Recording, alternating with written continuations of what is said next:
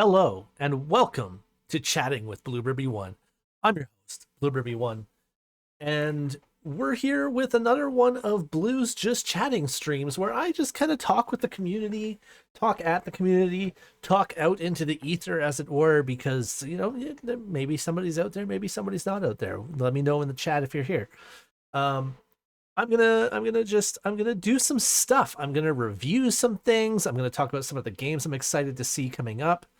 Uh, we could talk about hot sauces. I might read some excerpts from some of my vast library of history books, probably from one. Bizarre Tales from World War II seems to be a favorite of both mine and a fan favorite of the community sometimes. But yeah, we're just gonna hang out. We've got the fire going behind us, the insurance safe fire going behind us, and we're just gonna hang out. We're just gonna chill. We're gonna see how it's all going. I've got a new scene set up here where you can see. I'll be able to bring up my upper desktop so I can bring stuff up there, and yeah, this is pretty much the format for the night. Blue Wolverine Zero coming in with the first message. Hey, how's it going? How's you're on time off? You're on forced time off because you've got no parts or something, right? How are you doing? How are you doing? How's your hand, by the way? How's your hand healing up? How's your hand doing? And thank you. I saw you got me Storm Chasers there. Maybe we should do that as our first review, actually. Let's go ahead and open up Steam here. We'll bring that up on the top. I'm going to go to the store page here. Let's Storm Chasers. Let's bring this up. Let's take a look at this here. Storm Chasers. Let's play this. This is Storm Chaser. So this is a game I'm going to be no sound. Where's the sound? Here we go. Let's get some sound. No parts, stitches out. Don't keep it covered unless it worked. Now that's good. It's good that you're not having to keep it covered all the time anymore. That's always. What's going on with the sound here? Here we go. Chase. Tornado warning to the south of your position. Okay. This is cool. This looks interesting.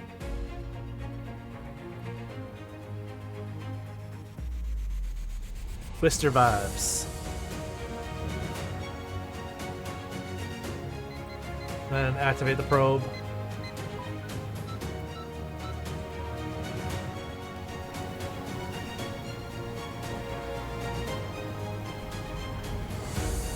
Oh my god, it's coming. Title of your sex tape.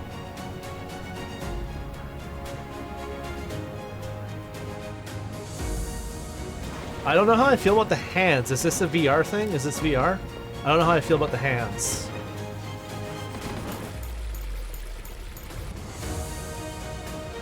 It's got like a Gold Rush vibe to it, but Storm Chaser-y. Got like a Discovery Channel TV show to video game feel to it. Check out Wrench after this. Joe Thornton. Hold on, Joe Thornton. Isn't that from Twister? Isn't that the name from Twister? Joe Thornton. I think that's the name from Twister.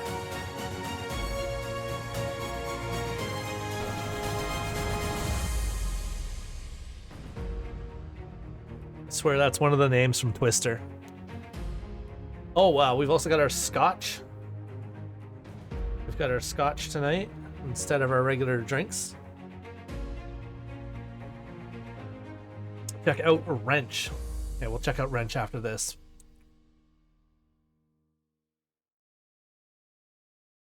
It's definitely compelling. It's definitely compelling. Early access. Tornadoes and hurricanes are the most dangerous storms nature can throw at us. Single player missions, online 1v1. Wait, what do you mean 1v1? 1v1 mode. Okay, interesting. So it's got a versus mode. That'd be interesting to figure out how that works. Realistic tornado physics with strong winds and prop destruction. Excuse me. Complex photography evaluation algorithm. Okay. Tornado pods with flat base. Interesting. Interesting. Possibilities to see flying cows. That's what we all came for. We all came for the flying cows. For sure. All right, that's interesting. Okay, let's check out Wrench. Wrench is VR supported. Let's check this out. Okay, interesting.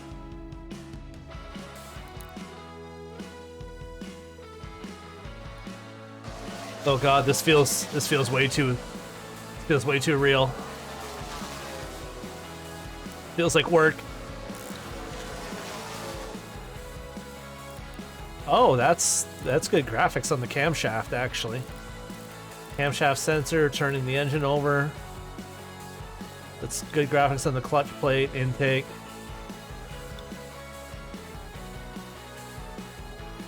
You had a tornado near you today, and you're playing Wrench right now.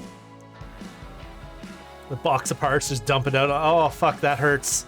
Oh, dumping the parts out like that just hurts. That just hurts. That hurts this Wrench's soul. That looks good. Hey Andy, how's it going? Hello, hello, hello. Welcome back to the stream. It's not the parking lot today. Welcome to the living room. Welcome to the den as it were. Welcome to the den.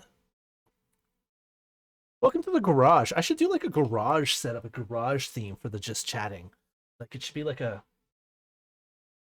just in the garage hanging out. Maybe that. I don't know. I like the fireplace. I like the fireplace though. Wrench is better than Car Mechanic Simulator. It definitely looks it. It looks way more realistic. Creating the Mechanic Simulator Wrench. Race cars though. Opening your own shop, taking on customer cars. Definitely interested. Let's add to wish list. We'll go ahead and add that to the wish list there. I have a list of games actually that I want to talk about. The games that I'm in. I was the more mainstream stuff that I was interested in getting here. Let me see if I can pull this up here. Notes. Games wants list for 2021. What's coming out first? Let's do this in order. So we've got August, September, October, November. Okay. Humankind. So Humankind is another one. Let's see if we can go to the website for that. Humankind. It is on Steam Store, so we could go to the Steam Store for this. Humankind.game. Humankind.game. We'll put that in the chat here in case somebody wants to go visit that. Humankind.game. Available 17 August 2021. It looks like a Civ type game, like a Civilization type game, but different, but not. I think I saw somebody playing early, like a beta. I think I saw somebody playing a beta or an early media release the other day. I think it was Kringer. I think I saw playing that. Yeah, I'll accept the cookies. That's fine. Cookies. 1 million civilizations. Create your own civilization by combining 60 historical cultures from the ancient to the modern age. But definitely be interested to see what they consider modern age, because civilization kind of like they cover like a whole bunch of stuff in the ancient times, and then they're like they slam modern together in like one little portion. They kind of zip through that like 1800s to 2000s like real quick. Or they'll like zip through 2000 years of human history and then spread out. So I am curious to see how this does it a little bit better. Edgar Allan Poe Avatar set. Interesting. That's an interesting historical figure to pick up to put as an avatar for a game.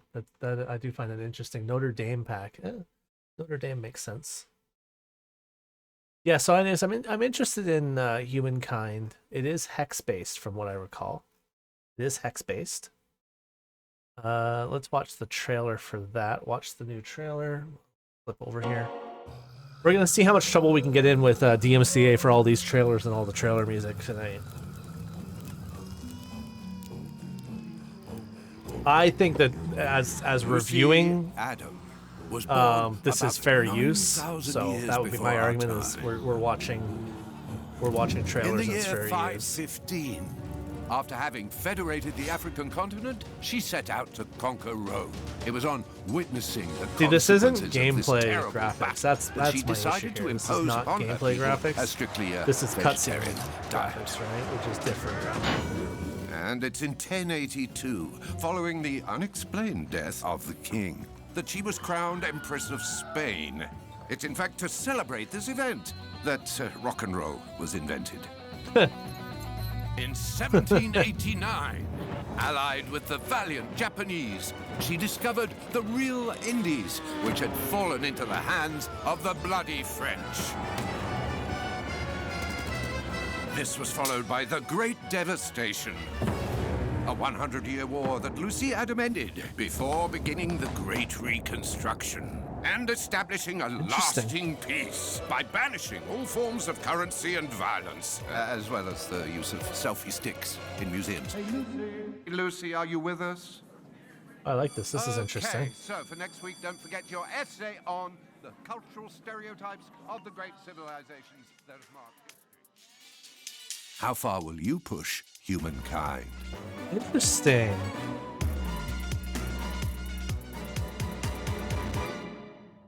Exactly. I mean, I'm reviewing and viewing and sharing. I might get a DMCA. I might get a strike. I'll delete the. I'll upload it to YouTube and delete the VOD. It's fine. I'll just upload the VOD tomorrow and then save it over there. Oh, Sega. I am definitely interested in this Humankind game. I like how they're making it. It's your version of history, but it is historical. So you could try to like push history to occur the way it did, or you could change history to mold your own fantasy world. I like it. I am interested to try that.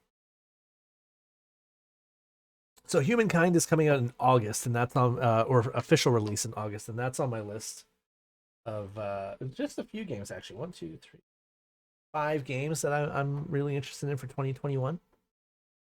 The next one that would be releasing would be Diablo 2 Resurrected. Now, I don't think I have to introduce Diablo 2. I think most of us can agree that any of us that played any of Blizzard's early stuff, I think Diablo was Blizzard, was it? I'm gonna check that now. Diablo 2. I think it was. Yeah, Diablo 2 was Blizzard. Okay. Developed by Blizzard North, published by Blizzard in 2000. Yeah. So any of us that played Blizzard's early stuff, we can all agree that Diablo 2, first of all, Diablo, but also Diablo 2 were groundbreaking games. They weren't open world RPG to the extent that we feel today, but like if I was going to pick a game that encapsulated the Dungeons and Dragons role playing game in the computer world early on, it would definitely be Diablo and Diablo 2. You had paladins, you had Amazons, you had barbarians. My early Blizzard was World of Warcraft 3. World of Warcraft, another fantastic game. Warcraft in general, fantastic game. I definitely played all of that. I've played a lot of Blizzard's games. Big fan of Blizzard. Big fan of Diablo 2. I played so much Diablo 2. It's not even funny. I can't count the number of hours I poured into Diablo 2 as a teen kid. 2000, it would have been as a teen, I guess. Yeah, it would have been as a teen. Yeah, 2000. Oh no, I guess. Hold on, let me do some math here. Let me do some mathing.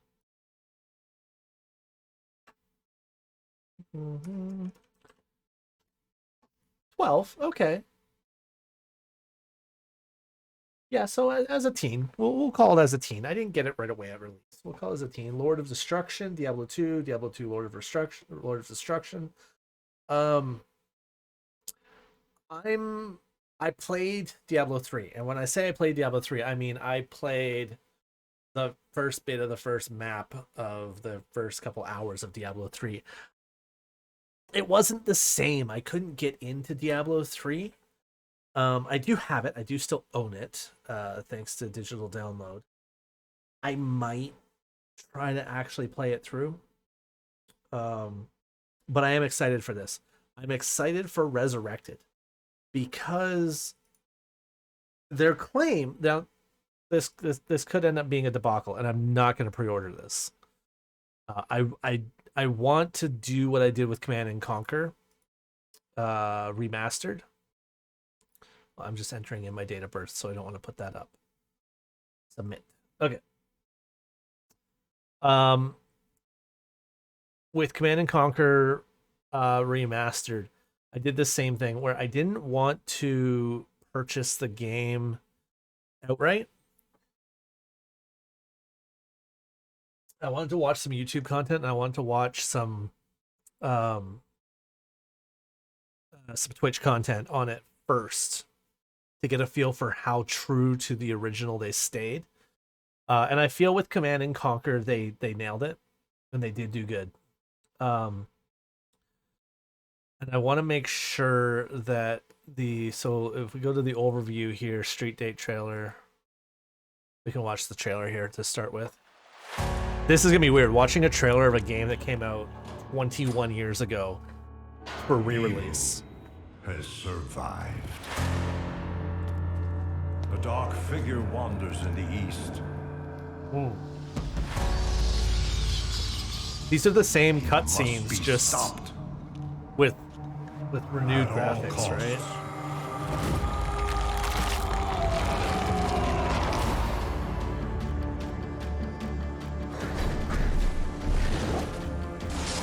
Like this still just looks like 4K Diablo. So it looks like. It looks like 4K Diablo. I'm all for it. Yep, 4K 60 PC console cross progression. Nice.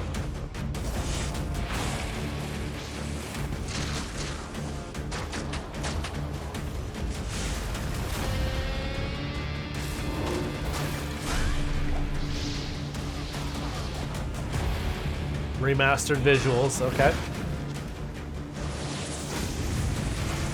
Oh yeah. Let's go back a second. Hold on. So let's look at that again. So here's the old and the new. Hold on, that looked like an ice. Hold on. Okay, yeah. 8-player co-op.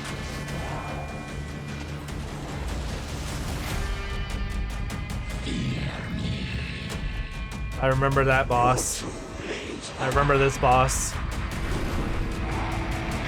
remember these bosses.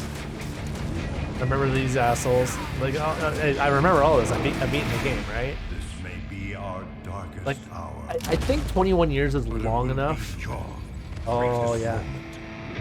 the angels.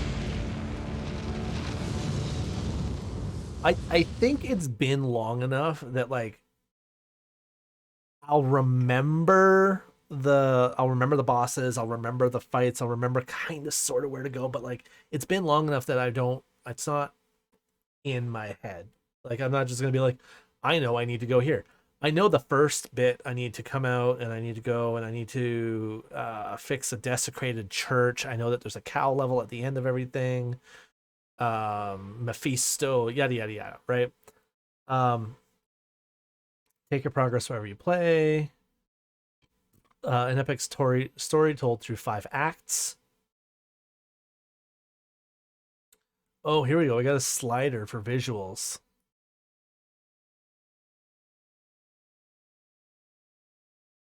Oh, those are so good. Hold on, let me bring this up. Check this out. So you've got the old, remember the old 2D 3D overlays? Check this out. Check out that fire now. The gamma is better. The gamma on the ground to be able to actually see the cobblestone on the ground now. So you can actually see the cobblestones. The fire looks far better. It's 3D fire effects. Oh yeah. Remember when we thought this was good though? Like do you remember thinking that Diablo 2 graphics were so good? Like, oh yeah, this is so good. Look at these little 3D models. I remember thinking this was the shit. And now the exact same game. I love these remasters that we're doing. Well, that's really doesn't want to like pay attention, eh? These remasters that we're doing now are letting us actually see. Like, it's one thing to be like, let's compare. Sorry. It's one thing to be like, let's compare Diablo to Diablo 2 to GTA Vice City to Grand Theft Auto 5, right? It's one thing to be like, this is a new engine, a new graphics processing, new this, new that, right? But it's a different game. And then being able to take a game that was made on the Windows 98 environment, taking a game built on the Windows 98 environment with the graphics and the hardware at that time, making the same exact game, but on Windows 10 with the graphic capability that we have today, and then being like, hey, play this game again, but better. And that's something that's interesting. And you know, the movie remake thing, I know a lot of people are like, oh, they're remaking a classic and they're gonna ruin it. And I'm all for it. You know what? Honestly, like, how many games can we come up with? You know why sim games are so popular right now? Simulator games are so popular right now because there's only so much you can do with a Call of Duty storyline. How many times can we revisit every fucking year invading D-Day, invading Normandy? How many times can we go through Belgium? How many times can we retake the Philippines? If you sit on it for 10 years and then be like, hey, we're now doing this in 3D virtual reality that's all in your brain, and you just sit on the couch and you're transported there, all of a sudden you're taking Normandy in VR and it's different, right? It's new, it's fresh, it's different. You're playing that OG Call of Duty 2 game in your head laying in bed. That's new, that's different, that's remastered, that's groundbreaking. I will play that game again. But I don't buy Call of Duty or Battlefield anymore. I mean, hell, they're getting rid of the single player campaigns left, right, and center. But it's the same fucking rehash shooter over and over again. I haven't bought the last like 5 Assassin's Creeds because it's the same rehash shit over and over again. I will buy them, I will get them, but not before I finish the rest of the games that I already have backlogged on Assassin's Creed. I got the classic Age of Empires 3, the remastered, and the remastered is more clear graphics and easier to join multiplayer. And that's the other thing, right? With clear graphics, the game plays better. It feels better. If I could sink 300 hours into Age of Empires 2 20 years ago, can you imagine when the graphics are improved and you can actually see what the fuck you're doing? You can get rid of unit limits. Like, one of the worst things about early games was Warcraft was bad for this. Not World of Warcraft, but Warcraft was bad for this. Was like, you could only build 30 military units. And the reason wasn't because they didn't want to break the game balance. The economy was there to build more. The real reason behind unit limits in games like AoE and Warcraft and Command and Conquer, well, Command and Conquer didn't have unit limits so much, but the real reason behind it was if you got too many units on the battlefield, the computers couldn't handle rendering it, and they didn't know how to deal with that back then, right? So they're like, oh my god, how are we going to deal? We only have 8 channels of sound. How are we going to deal with 35 units all shooting guns at different times? Well, what they did was they had, when you had 40 infantry units in Command and Conquer, they all shot at the same time. They were all on a hard timer, right? So 30 units would all start firing their chain guns at the same time. So bop, bop, bop, bop, bop. We don't have to make 30 different soundtracks across 128 channels or 256 or 512 channels. We just make that one track louder because there's more of it, and it sounds like there's more guns firing. So they did a bunch of cheap tricks to kind of like work their way around the hardware at the time. You don't need that now. Fuck it, I don't care. Put 1,000 peasants in your AoE 3 playthrough. Who cares? I don't know if they got rid of the unit limit in the remasters, but the unit limit isn't necessary in the remasters, and that's just one of the little things that they can do for quality of life, to be like, go nuts, use the sandbox. But also, if you go in and you mod the game file to remove the unit cap, you're not going to crash your computer anymore. It's not going to cause the stability problems that it did on a 486. I think it's a fantastic idea to remaster these games. The only downside is I played the game. I beat the game. I moved on to the next game. I only have so much life in me, right? That sounds dumb coming from a young guy, but like, we only have so much time in our lives to play games. Well, fuck, if I have to play all these old games over again now to experience them in 1440, I'm not 12. I don't come home from school and have all the time in the world to play these games anymore. So that's problematic, but it's fine. I'm okay with it. You just got to pick and choose. I got a massive Steam library, and I don't get to over half of it, over 60%, over 70% of it. Most of it's not even installed. I don't even have the disk space to install most of it. So that's not as big of a problem.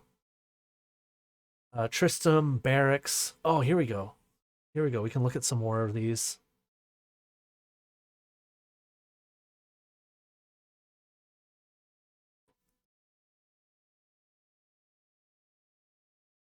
Like, just the cobblestone textures, right? The ground textures are just so much better. The effects, the baddies, everything's better. I'm stoked for it. I can't wait. That's September 23rd, October 7th. This is the big one. And I don't mean it's the big one. I actually think a couple of these are, but this is the big one. This is the AAA title. This is the release of the releases that I'm looking into getting. It doesn't really need any introduction. The company behind it doesn't need any introduction. The company behind it is actually, the entire company is working on this. And I'm excited for it because I've got game lists so long on 4 different libraries. Yeah, I've got Epic. Hold on, let me see. Let me see. We've got the launches right here. We've got Uplay, we've got Epic, we've got Bethesda. What the fuck is this one? BattleNet.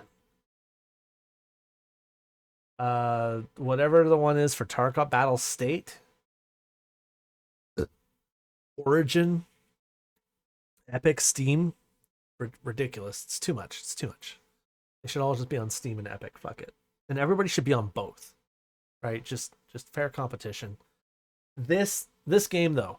Now, anybody that's been around my stream for any amount of time knows I have a love-hate relationship. Epic is poo. Epic is poo, but we're not reviewing game launchers tonight. We can. We could. That's what you guys want. I can sit here and trash Epic for 4 hours. I don't give a shit. Sloshy the Badger. Sloshy the Slothy the Nasty Ass Honey Badger. Anybody that's hung out with me long enough, has hung out around this channel, you know I have a love-hate relationship. None of this is scripted, by the way. I'm fucking working on it.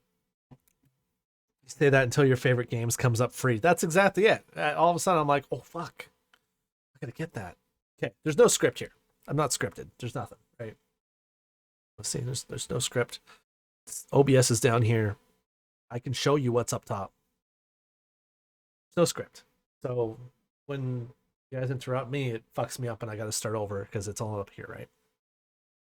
It's fine. Interrupt, please. By all means, I'd rather interact with you guys than me just sit here and talk at the fucking screen all night. I can do that, and you all know I can. So anybody that's been here for any amount of time and has watched me play some of the AAA titles that I played, you know I have a love-hate relationship with this company. You know that I will probably play everything they ever release because I'm a sucker. I kind of want to see if you guys can guess what company we're talking about and maybe guess what game. But I'm excited for this, and I got into this series late. I got into this series at their 4th game in the series. I went back and I've tried playing a bit of the 3rd game in the series. But since 4, I've played every release and half release through to completion that they've released. And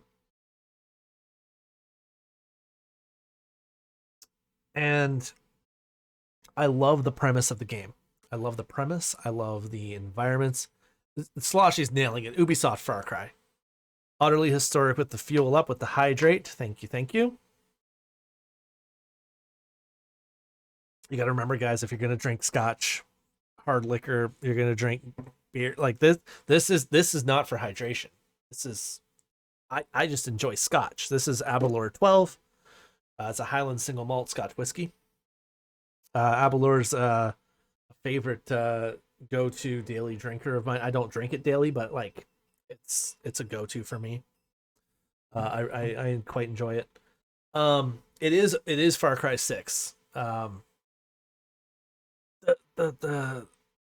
graphics, the locales, the stories, the characters, they all just suck you in, and as ridiculous or as endearing or as hateful as any character is, there are people that feel like Joe down the street, and there are people that feel like evil incarnate, and there are people that are so over the top like Herc, but it makes it feel so good. Have you ever done the 15-minute endings? Oh, and I haven't actually. I just watch them because it's just easier. I don't have the patience to sit there and wait 15 minutes. But Far Cry's ability to be like, in every Far Cry, there's basically 3 options. You can do what the guy at the start of the game tells you to do. Whatever it is. Hey, wait here. I'll be right back. Hey, you need to leave. Get the fuck off my land. Whatever it is. If you just do literally what the guy that they make seem crazy or evil at the start of the game says to do, game's over. You don't lose or win. The game's over. Boom. Ending cutscene. Away you go. Away you go. Usually, it's status quo. But arguably, it is the best ending because it's, hey, if you just leave, if you just wait, if you just do this, you end up living you as a person, as the player of the game, you leave. You're done.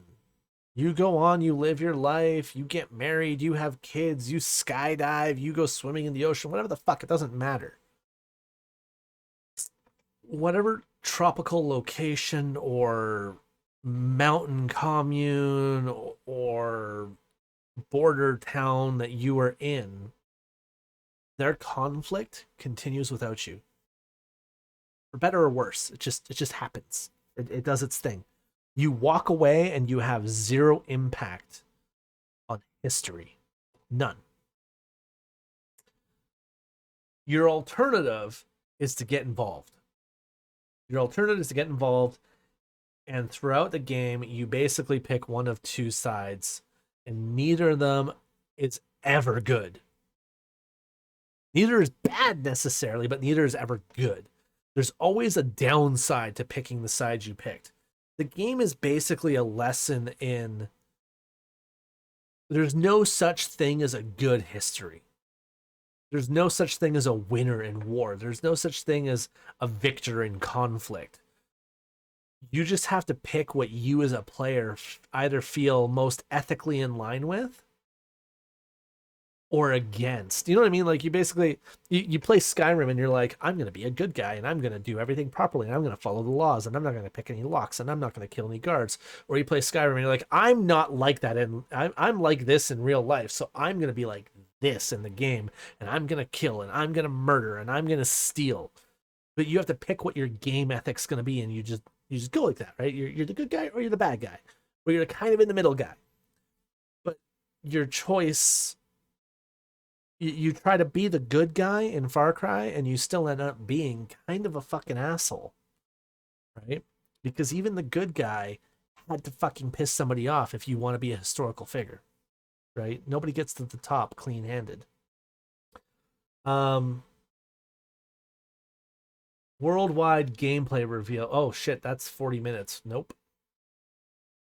Official gameplay trailer in 4K. Here we go. Skip the ads. Are we gonna get... Here we go. Sorry, my bad. Let's start that over. Okay, we're gonna watch the trailer here. I am stoked for this game, as always. Guapo, you listen. Rule 16. A guerrillero's revolution never ends. Always another war, another cantina, another ugly bartender. Juan Cortez? What do you think gave it away, Guapo? This is a fucking waste of time. Can you whistle? What? Nah, you can't whistle.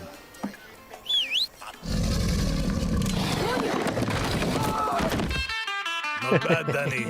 But we're just getting started. Rule number 1. A good guerrilla is a hidden guerrilla. Muerto el perro, se acabó la rabia. We lead our operations in secret camps across the country.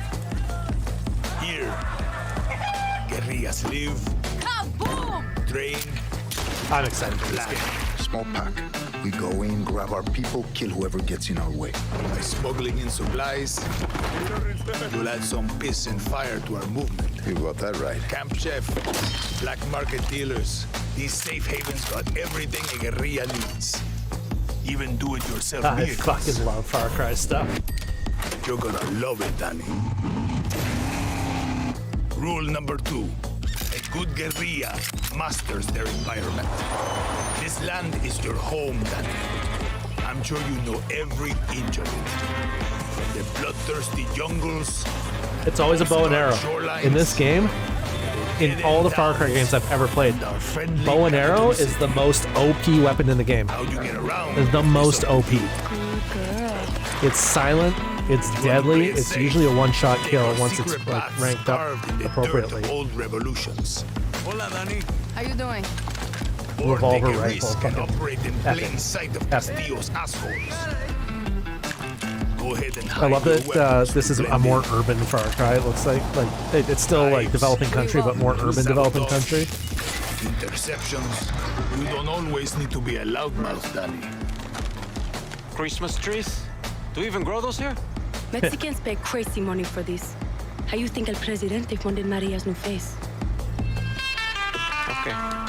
Go through. You guys remember exclamation spice if you want to burn Blue's Fucked up mouth? situations call for fucked up solutions. Hey, he's not here. If you expected reinforcements, I got news for you. You're an army of one against an army of thousands. And when shit gets love real, it. we make use of whatever we have. Oh, We call that resolver. That means absolutely everything. Cigar from cottery. sardine cans Damn batteries to old motorcycle engines has been built into equipment. Was that another saw blade launcher? I think that was another saw blade Some very launcher. unique, deadly weapons. Was that a fucking Wilhelm scream? Fuck yeah. Was that a CD launcher? Am I launching AOL discs at these assholes? Fuck Bremo yes. backpacks, handcrafted by yours truly. Each one will make you feel and fight with the power of a goddamn guerrilla army. Give me lip, I'ma sweep you to the yard. Get a stick, make a switch. And end the conversation real quick. I am Craig, I ain't lying. You and I I'm so getting a DMCA notice for this want VOD. For the guerrilla. 100%. For the guerrilla, the shit my pants rush of an ambush. The taste of sweet victory after you freed your people from tyrants.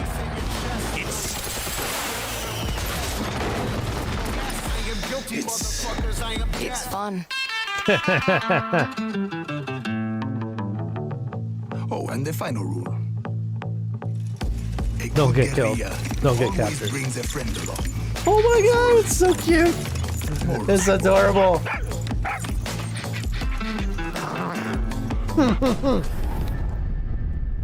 that little dog absolutely has little dog syndrome.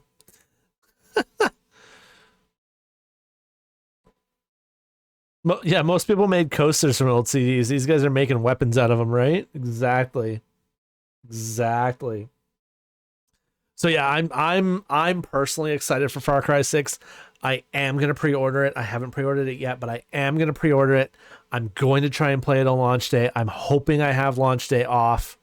I don't know. My schedule's not that far in advance. I want to get launch day off. I want to stream it on launch day. I don't even give a fuck that I'm going to be up against all the partners playing it. I don't give a shit. Far Cry 6 is hands down the game I'm waiting for. I'll just move my scotch over a bit. What was so cute? Oh, the little dog in Far Cry 6. He's got a like, wheelchair back end. And he's like all like yep. And then he's like "Arr." He gets all mean. Oh, it's adorable. It's adorable. It's gonna be the bee's knees. I am definitely looking forward to streaming Far Cry 6. I'm gonna tell you guys right now, if you don't want to watch Far Cry 6, I understand. I do. I understand that people don't want like spoilers and stuff, especially for AAA titles. My goal for Far Cry 6 is, I think, with my new stream schedule where I do two like 6 to 8 hours a day, or daily ones throughout the week, I think I can probably get Far Cry 6 smashed out. It's usually about 70 hours for a Far Cry game. So if I just do like, what is it? It's let's math this out. I do 4 times 3 is 12, plus 16 is 28. I'm gonna try and just get it done in like 2.5, 3 weeks when it comes out. So that'll be it for that month of the stream. It's just gonna Far Cry 6. We can see you. Far Cry 6. We're gonna smash it out. We're gonna get it done. I'm gonna play the absolute shit out of it. I'm just gonna play against the meta. Play against the competition. We're gonna see where it goes. But that is definitely like that game of the year for me. There are some other game announcements that I'm definitely like interested in. Starfield from Bethesda, but that's not coming out this year. You know, there are other games I'm interested in, but they're just not coming out this year. So it's like, why talk about them? Why get too involved? Why worry too much until we see more of what it's gonna be, right?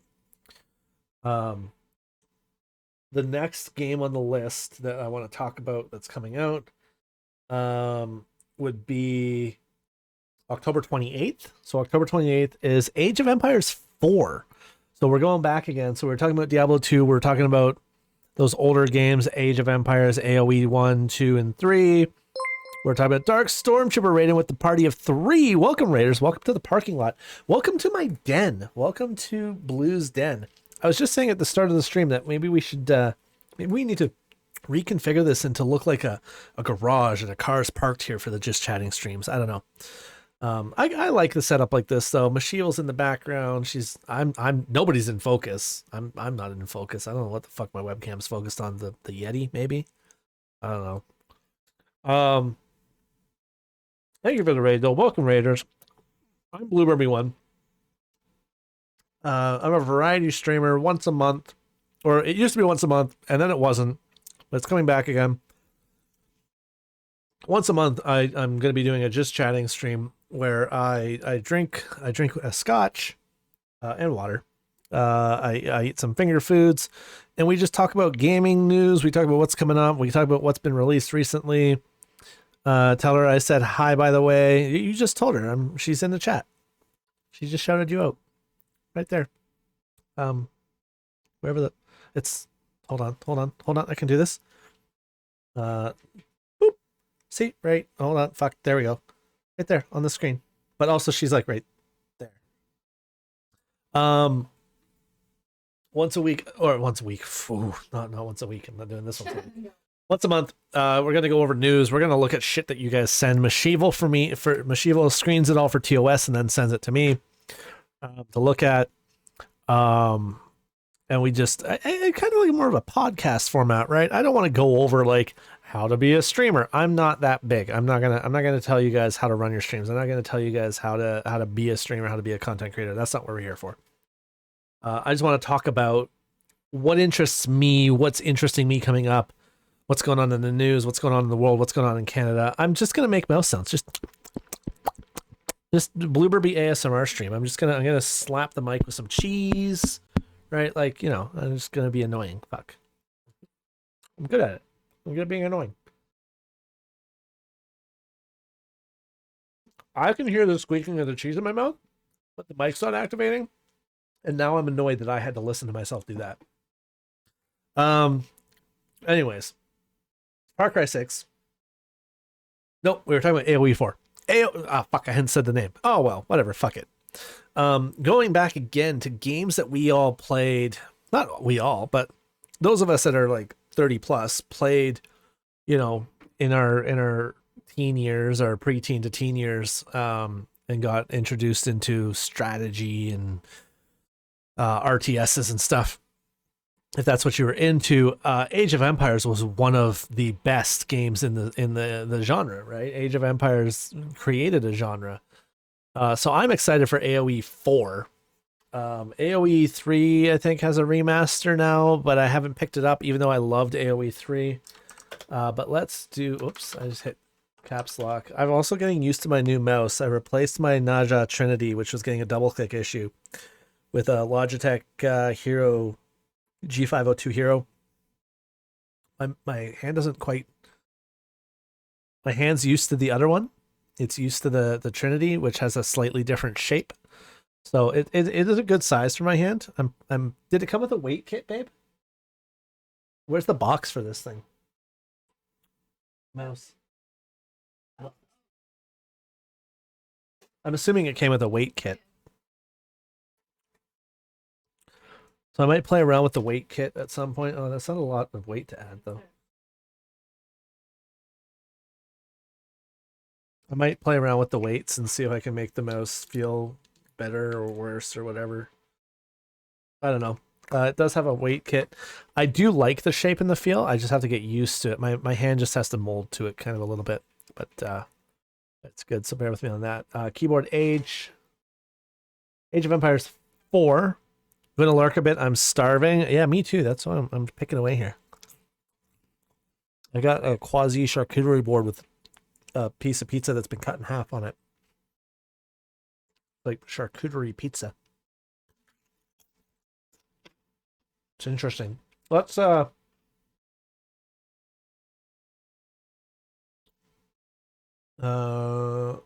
at Age of Empires 4. Where's its official website? There it is. Let's go to Age 4. October 28th. And here's the official trailer. History is all around us. Those Those who made it have never been forgotten. Their daring choices echo across time, turning land into kingdoms and mortals into legends. If history was in your hands, what would you build? Whoa. Oh, this looks good. How would you fight? Where would you go? It definitely feels like they got rid of the unit What counter. will you be remembered for?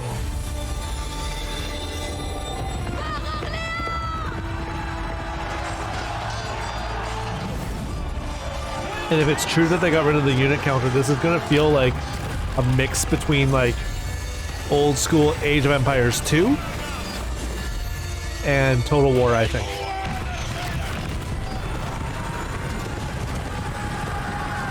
Oh, that's so cool. I love it. This, I'm also excited for this. I'm definitely getting this. 100% getting this. Play it day one with Xbox Game. Ah, fuck off, Xbox. Play it on PC. Do you remember ago when RTS games weren't on console? Or they would come to console like a year or two later? Battlefield? So we can go over the Battlefield trailer. I don't mind. I'm not gonna get it though. And the reason I'm not, is it Battlefield 6? Is that Battlefield 2042? The reason I'm not gonna get it is because there's no campaign. And I'm not into FPS games purely for the multiplayer. But getting back to Battlefield's roots of like 100, like massive 64 and 128 players is good. Attention all squads. The Russian troops are falling back. Do whatever you can to secure the sector. I'm getting annoyed with companies moving away from single player campaigns on games like this and being like, well, we're not going to bother investing in a single player campaign. We still expect you to pay $79.99 for the game though. Fuck yourself. What do you mean? Why would I pay $79.99 to play an online game when half the online games are free?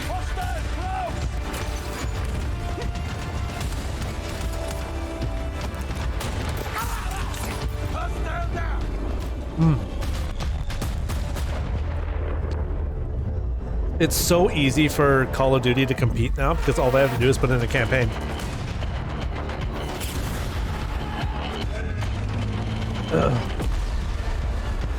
Call of Duty, all they have to do to make me buy their next game versus this one is make it look like this, but have a single player campaign. I'll buy it. Battlefield just lost me as a customer for this game, for this release.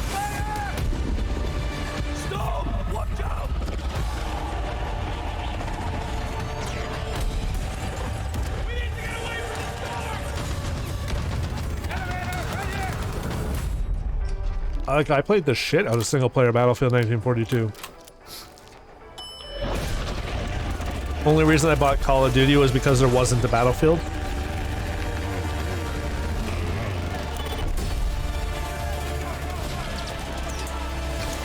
I stopped buying Call of Duty and Battlefield because the single player campaigns were like 15 hours, if that. And I wasn't going to spend $80 for 15 hours of content when I can spend $20 and get Satisfactory and get 500 hours worth of content or more.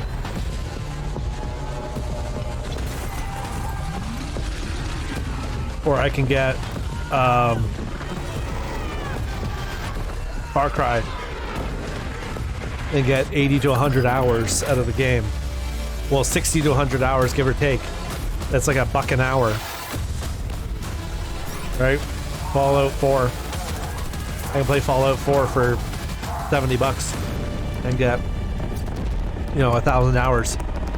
Why would I get Battlefield 2042 and get 0 hours of single player content just to get wrecked by the cheaters in online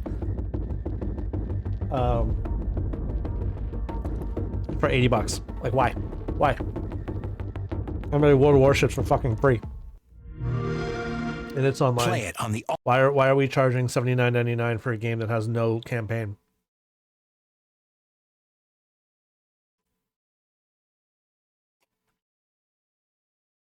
You want them on?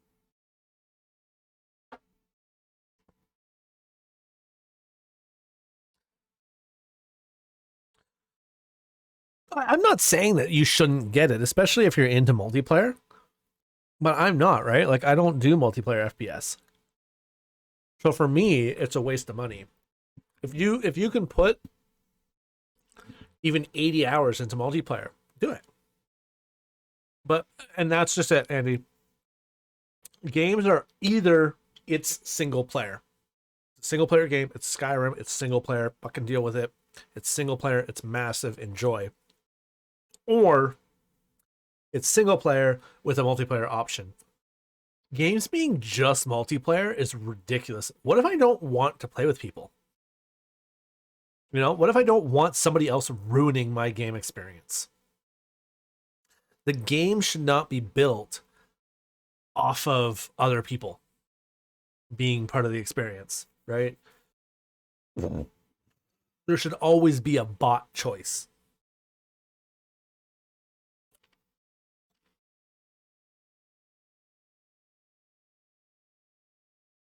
So we'll see. We'll see how that goes. But I won't be buying it at release, that's for sure.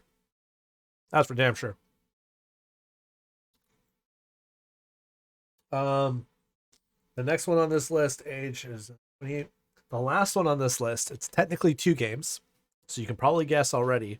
It's 2 games, but it's 1 game release. And you can probably guess just by that what it is. I probably won't play it because I didn't play the last one that I demanded we get. I played it, but I didn't finish it. Shiva did. But we're gonna go to the trailer of this anyways, for the sake of it'll probably be playing behind me sometimes. And that is what is it? What's coming out?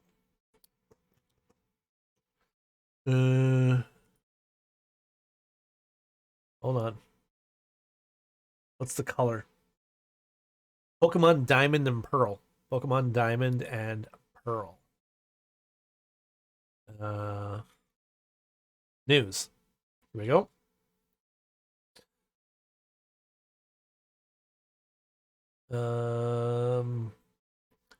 Do we have a trailer?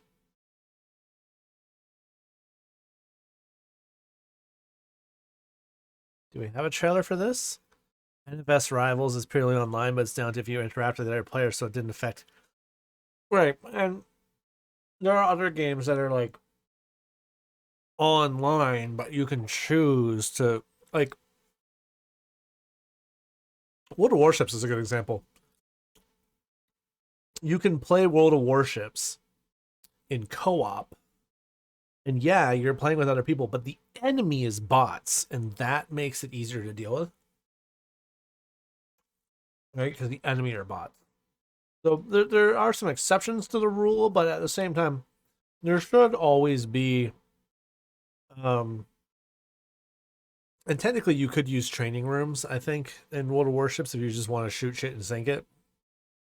You really want to? You just set up targets. Fucking kill them. Doesn't matter.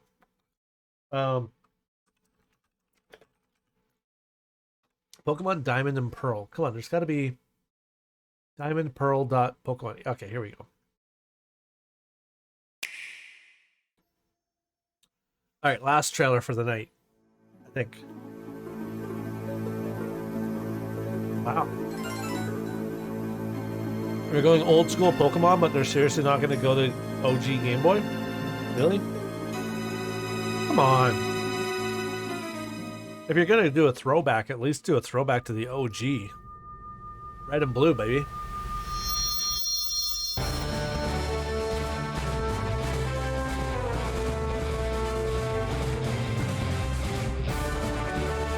Blue and yellow. I had red, blue, and yellow. Then Sword and... Do we have Sword and Shield? We just have swords?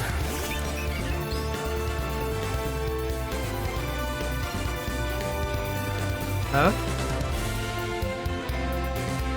Well, they're the same game. Slightly different Pokemon, and I think, like... Yeah, it's just different Pokemon. That's all it is. It's to try to force some concept of, like, playing with other people. It is a brilliant marketing strategy, though. The same game with two different sets of things, and you have to trade. It's brilliant in the way that, hey, mom and dad, I'll get gold, and my brother can get pearl, and then we can play together, and we can actually get everything. But you can beat the storyline without doing that. So, like, you could still beat the game single player. But hey, my friend Johnny has red. I need to buy blue so that me and Johnny can get all the Pokemon, right? It is brilliant in that way that it makes kids, like, bring their friends into the mix. So, like, I get why they did it. At the same time, it's kind of fucking annoying. But it's Nintendo. They do weird things. I mean, it must be working for them. Pokemon's been around forever. One of the most successful franchises ever, I think. So that's it for, like, our trailers and talking about the stuff coming up that I'm, like, really looking forward to and really looking forward to getting, either from me or from Mashival. That's it. That's the stream's over. We're all done. No, I'm just kidding. That's it. We're done. We're all done with the news. Let's talk about the news in general. Let's talk about the world news in general. What's going on around us? This could get interesting. This could get controversial. We could get into some trouble here. Let's see. Let's just go to Google. Yeah, and we're gonna type in news. We're going to click on the news tab, and that's just what we're going to do. Okay, yeah, that makes sense. I'm not going to read that out. Yeah. I mean, actually, that makes total sense. I understand what's going on there. For those of you that aren't in Canuckia, may not be following Canadian news. And for those of you that aren't in Canada and may not be following Canadian news, but some of you probably are and kind of have an idea what's going on. Turns out Canada's done some bad things, and they tried to cover it up, and you can only cover up graves for so long. All right, somebody's going to find them, and we've got some 200 plus unmarked graves were found in BC, and then some 700 in the neighborhood of 700 were found in Saskatchewan there. But now we've got, in total, 4 Catholic churches have been burnt down in Western Canada over the past week. What country doesn't cover up wrongdoings? Yeah, we should talk, Britain. How about that, United Kingdom? England. Oh, fuck, I think I got scotch in my eye. God damn it. But yeah, so, you know, we've got a lot of crimes against the First Nations are coming to light, and there's some retaliatory arson going on, and that's kind of what Canada is dealing with right now. What we got here?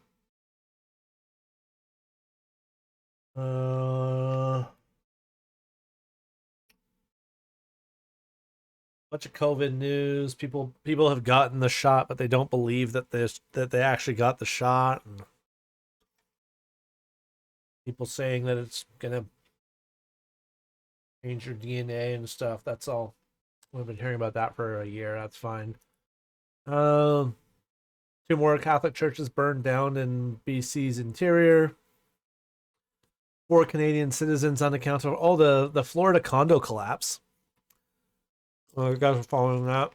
Condominium had a partial collapse over the last couple of days. There's people unaccounted for and several people dead there, so that's sad. Especially considering they knew that the building was sinking. It turns out I was reading an article and the condominium building had been sinking for like 2 decades or something. Like buildings nearby had noticed like the shift in the building's height comparatively, and I don't know if buildings require structural engineering checkups every so often, but I think they should based on that.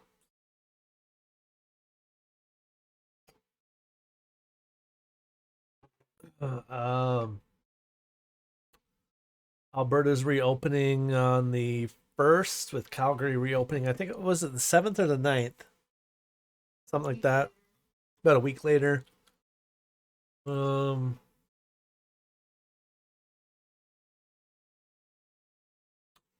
course, this news is mostly related to Canada because I'm in Canada and searching at google.ca.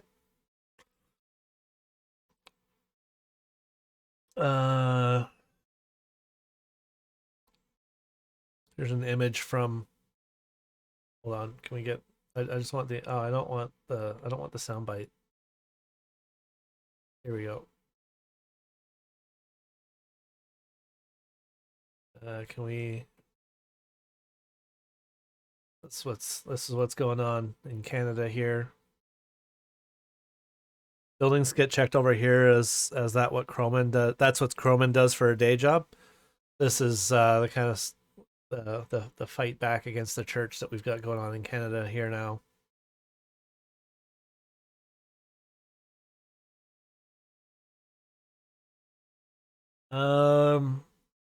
Two people facing charges for entering PEI illegally. Interesting. I kind of want to read that. World news. World news? Can we do world news? I don't want to focus too much on the news. I just kind of want to, go over it. Colombia offers reward after presidential helicopter shooting. What? President Ivan Duquesne's helicopter shot at as he flew near the Venezuelan border on Friday. Interesting. Somebody's shooting at the Colombian president. Oh, we're still up there.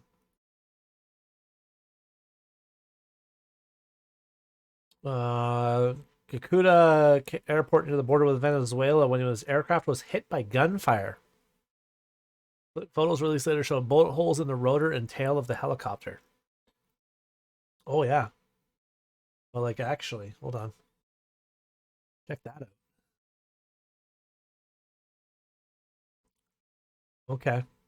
The area spans the Colombian Venezuelan border. Is one of the main regions in the country for growing coca, key ingredient in the drug cocaine.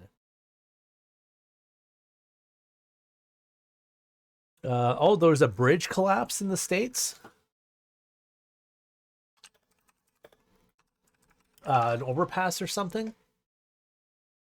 Not the Tacoma Narrows. That was not recent. That is not news. That is historical. If you're not familiar with the Tacoma Narrows, there is a good video on it, though. You can watch that real quick here.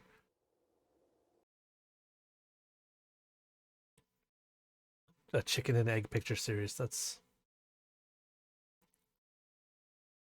There we go. Check that out. You want to drive down that? Who wants to go for a walk down this?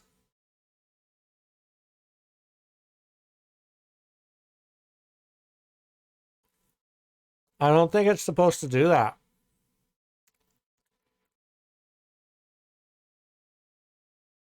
I really don't think it's supposed to do that.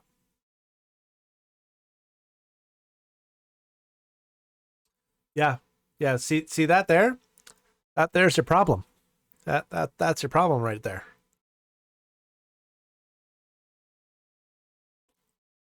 Mm-hmm. Mm-hmm. That's hey babe, you want to go for a drive down that?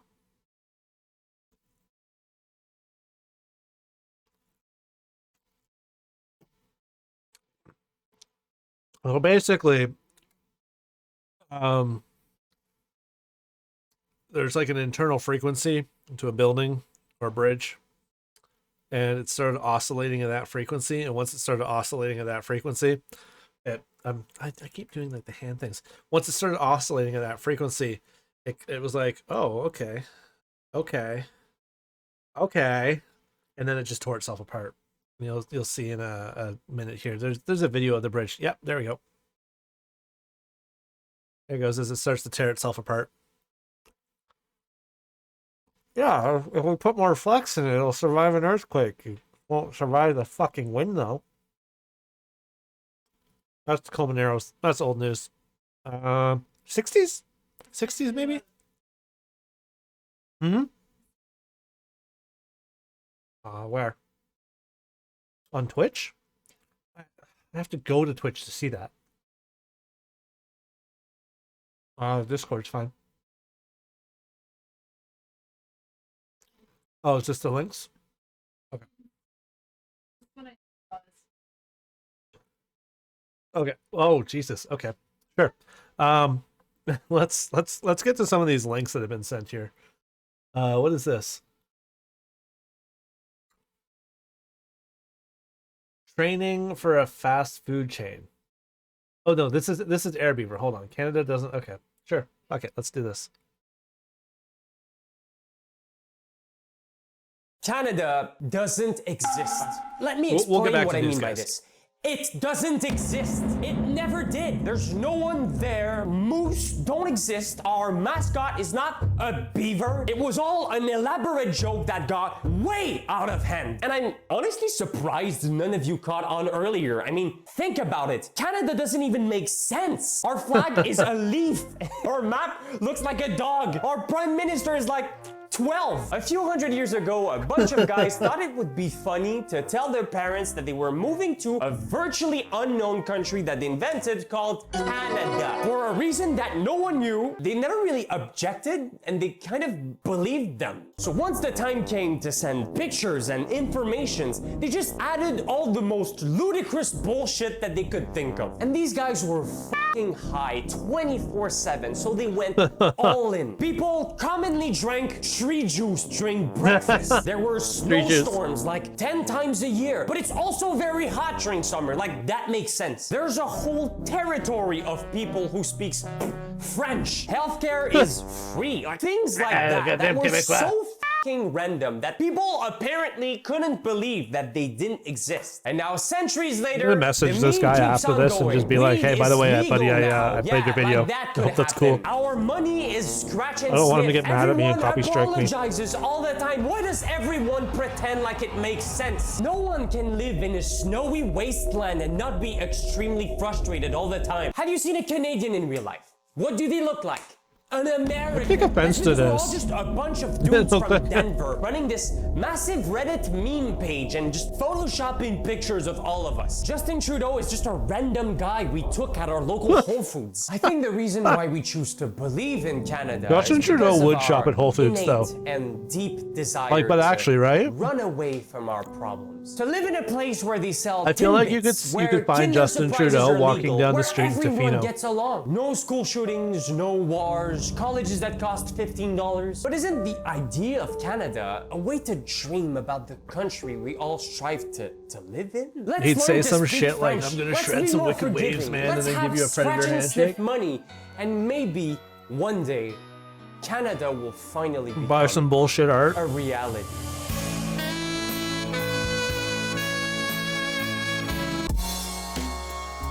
That was good. That was from Airbeaver. Okay, let's find. I'll do another one here in a minute. That was good. That was good. There's like a whole thing like how Australia doesn't exist. Australia is not real. Can't type anymore. Either too much or not enough scotch. I'm going to go with not enough, so I'm going to have another sip.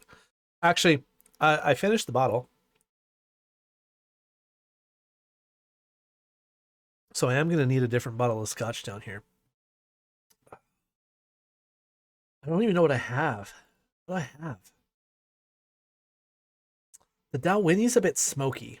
I don't know if I want that. Babe.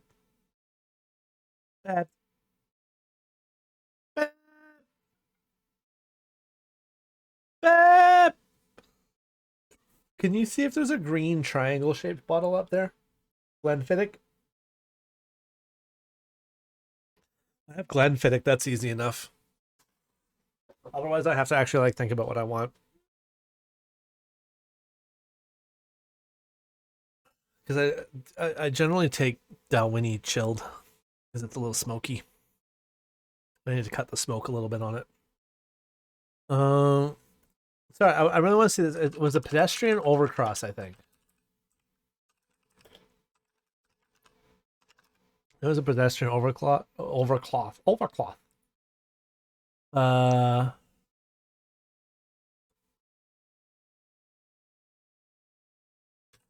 U.S. overcross collapse.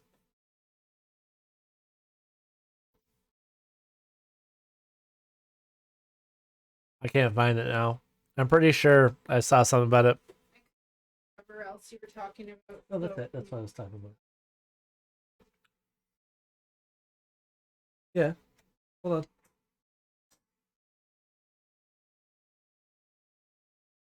on. That's a fucking triangle. A triangle. A green triangle. Triangular. Anyways. Triangle has points, she says. Listen. I have all the points here, okay? What's this next one? The Walton Files? Oh, okay. Oh, fuck me. Okay.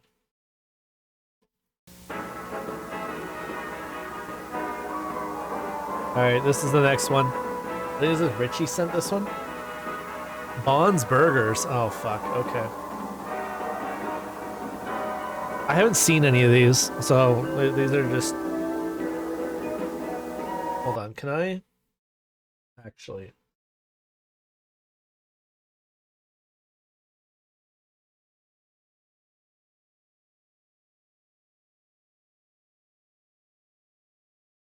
Let's do this.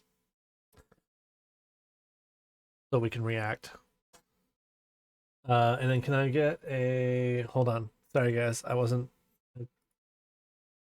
We're... Stream Deck should have already been running, first of all. I'm going to add a button here.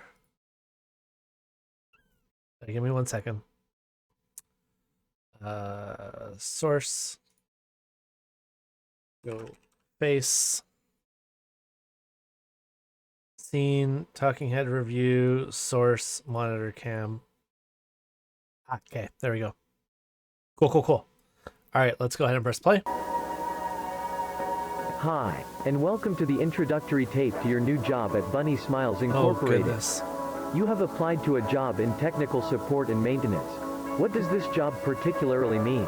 It means that you, amongst other employees, are the one who will take care of creating a magical and fun experience for Bond's Burgers. Bond's Burgers. Hooray! Hip hooray! The sun has got his hat on. Hip hooray! The sun has got his hat on and he's coming out today. Holy shit.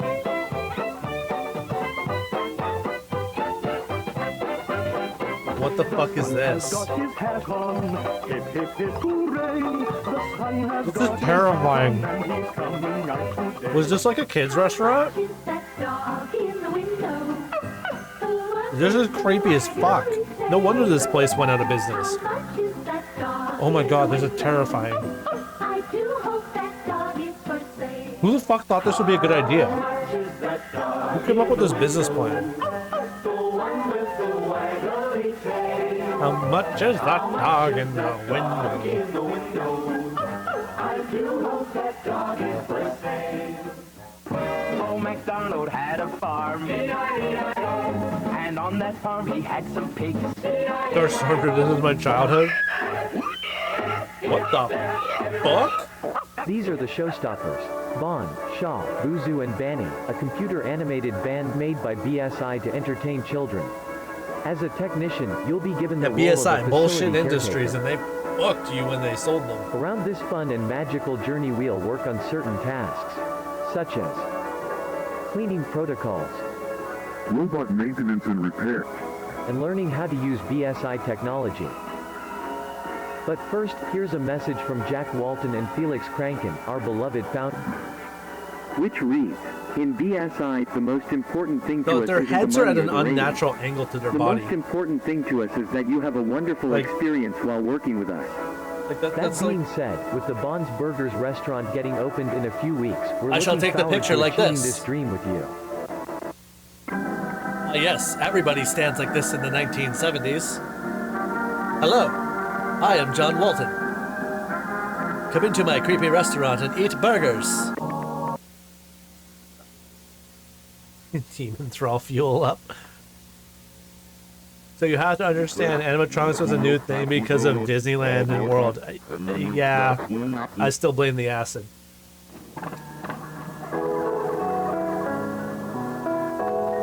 I fully blame the acid. A Bunny Smiles Incorporated. Oh, Jesus Christ. Yeah, the acid. I blame the acid and the Coke, okay? It's a brand new day in Little Bond's neighborhood, and a really special one for It'll be a sure. great idea.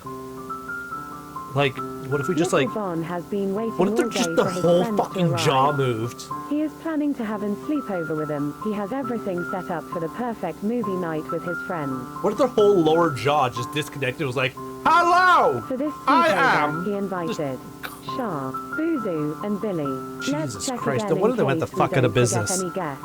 Children were Bond terrified, invited and even Shah, adults are having Buzu, nightmares. and Jesus Christ. Fucking eyebrows. What happened there? Oh, that must be They are them. not kind of cute. Hold on. Now that everyone has arrived, I suppose it's time for the movie Hold the night fuck to up. begin. Bond spent No. all his money on a really funny movie, which he Home video is like scrawled across it, upside down. I guess we can say they had a blast of a time. Is that what a ghost? What the fuck's going on there? Once the night dropped, they all Once the family's asleep, we grab the kitchen knives. We turn them into burgers for you to enjoy. I have fucking nightmares tonight. Why is it staring at me? Ah, Jesus, what the fuck? Weird noises coming. Yeah, the weird noises is the meat grinder. They're grinding up the kids. Go to the kitchen. Grab a gun. This is America. Look, he's going to the kitchen. Missing Jack Walt. What the fuck? Yeah, because he's in the burgers.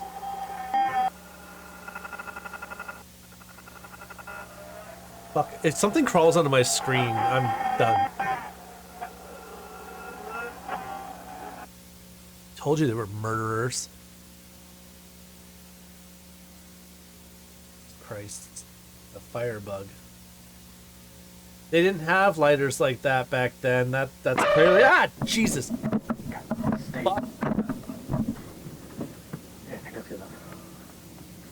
So, this is the Brand new caretaker for the old Bunny Smiles facility. The old Bunny Smiles facility.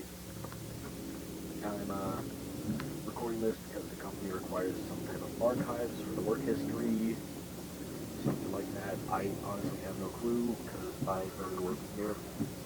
This is actually I'm going there right now. Did you check this? But they gave me this weird location. This is terrifying.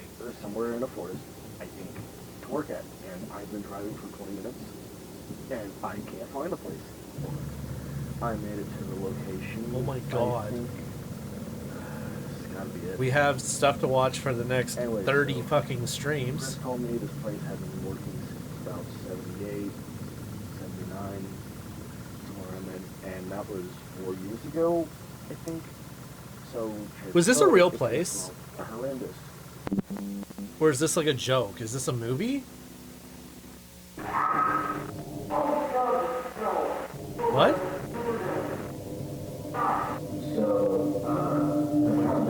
God.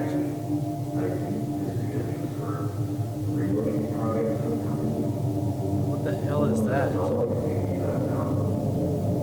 This doll thing has seen better days. No shit.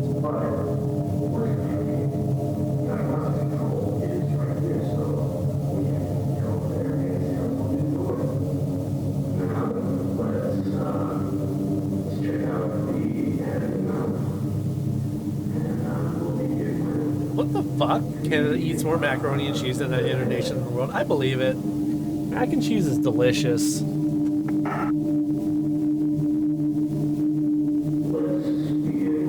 I bet you the United States eats more hot dogs, though. I bet you the United States has the world cornered on hot dogs.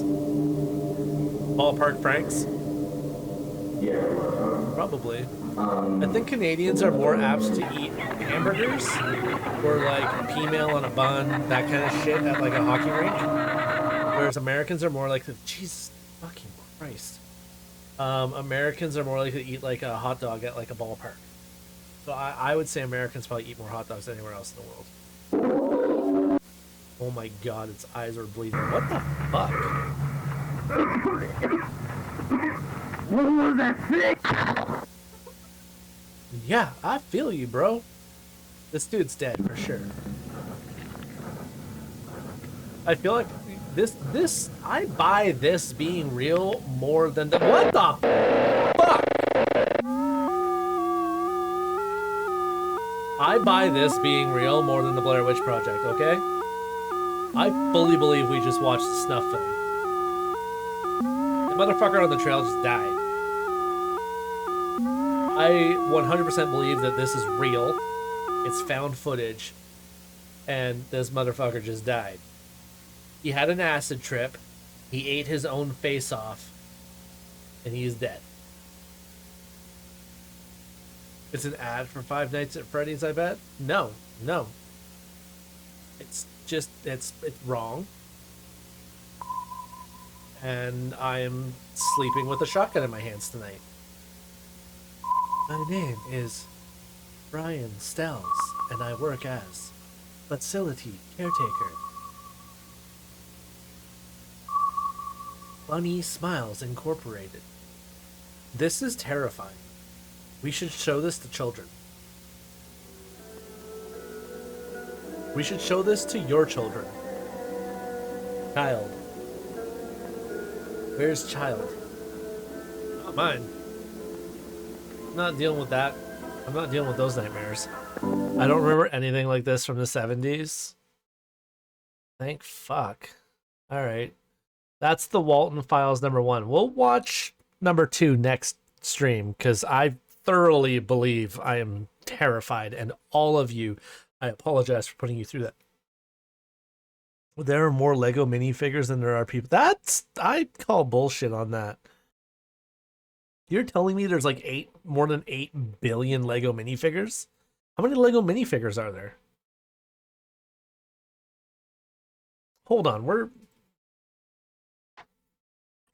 looking this up.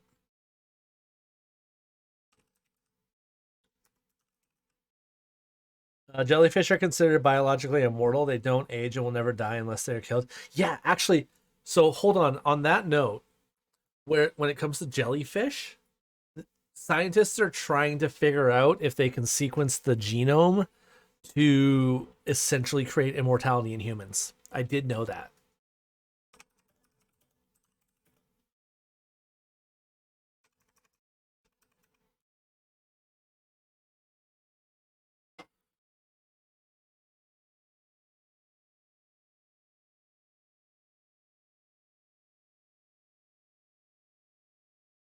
Hold on. Hold on.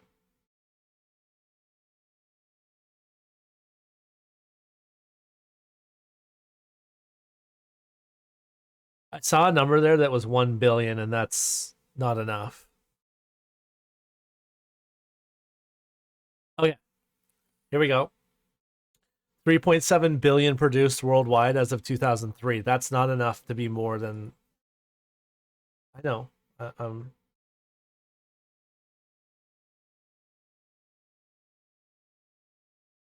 Oh shit! In 2014, Randall Munroe of XKCD predicted that there would be more minifigures than people by 2019. 4 billion in 2003.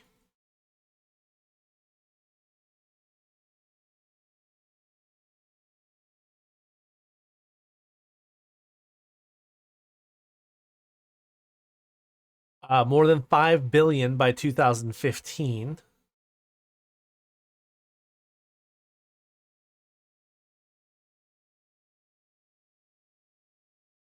So, in theory, yes? In theory, yes? Okay.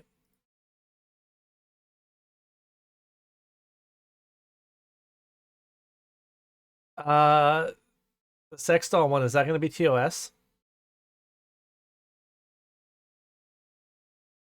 It's Fox News, though. That could still be TOS.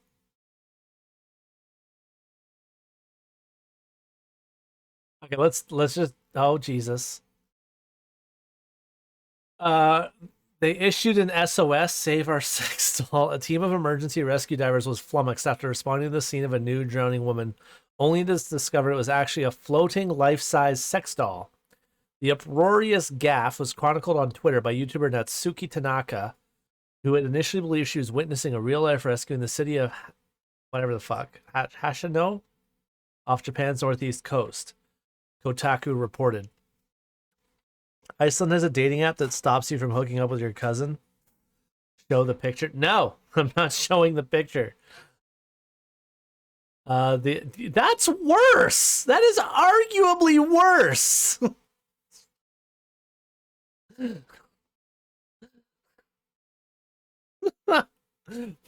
Filming a fishing video, I thought a dead body floating in the water had washed up. It was a blow-up doll.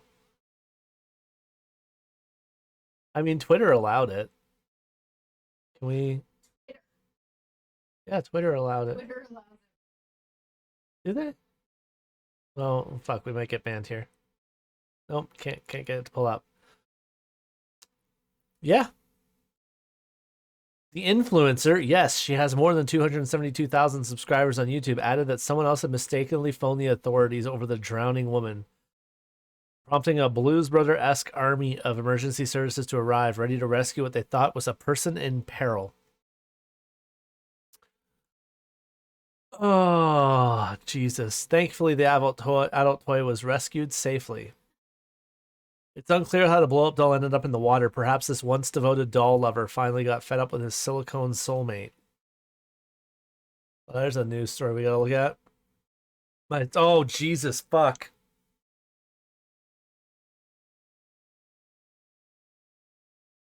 Please tell me this is out of Florida. Oh my.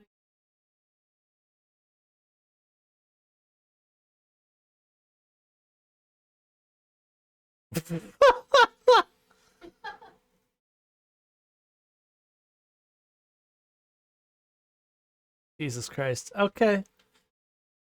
All right. Yeah, we're not reading that article. That's just bad. That's just brutal. Pope Francis used to be a nightclub bouncer. That I don't believe at all. I do not buy that for a fucking second. What else we got here? Petition urging Jeff Bezos to buy and eat the Mona Lisa.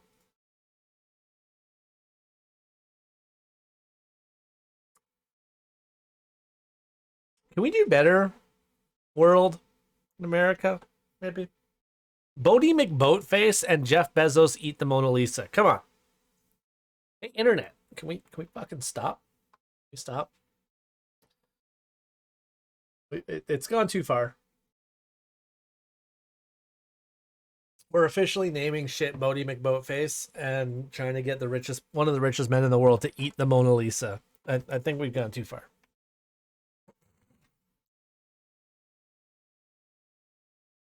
As a student, he worked as a bouncer at a nightclub to support himself. That's okay. All right. I mean, it is interesting. It's definitely not the worst thing a pope has done. I mean, there are some pretty fucking brutal popes. Actually, there's some good anecdotes on popes. There's a pope that was tried for criminal charges in the Vatican after he was dead, and they exhumed the body because there was a ruling that a person could only be tried in their presence. So they exhumed the body and put the partially decomposed corpse of the Pope on the trial stand. We'll bring that up. Hold on. A decomposed Pope stands trial.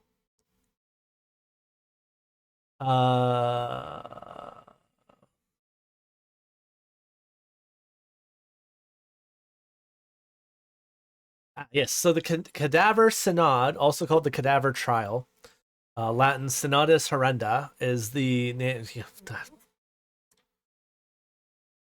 Horrendous trial is essentially the Latin on that tracks. The ecclesiastical trial of Pope Formosus, who had been dead for about 7 months in the Basilica of St. John Lateran in Rome during January 897. The trial was conducted by Pope Stephen VI, the successor to Formosus' successor, Pope Boniface VI. Stephen had Formosus' corpse exhumed and brought to the papal court for judgment. He accused Formosus of perjury and of having acceded to the papacy illegally.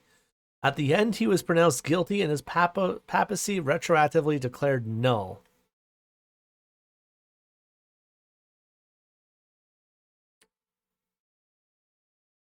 Here we have him. This case fells fishy, my honor. Yeah, there's... Notice the gloves and the foot bindings to hide the decomposed appendages. And down here, there's clearly like incense being burned to cover up the smell.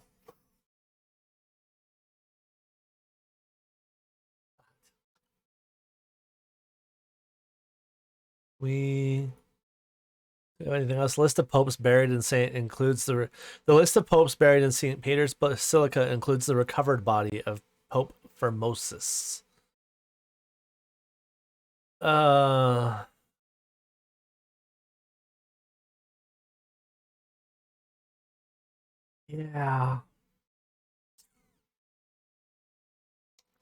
Yeah. So yeah, some weird things have happened in the papacy. Murder and intrigue.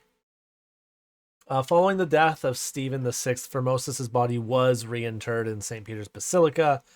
Further trials of this nature against deceased persons were banned. But Sergius III did reapprove the decisions against Formosus. Sergius demanded the reordination of the bishops consecrated by Formosus, who in turn had conferred orders on many other clerics, causing great confusion. The validity of his pontificate was reinstated later. The decision to respect was disregarded.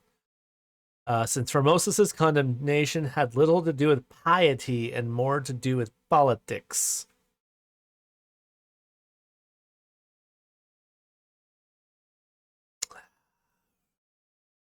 Yeah. Yeah. So that happened.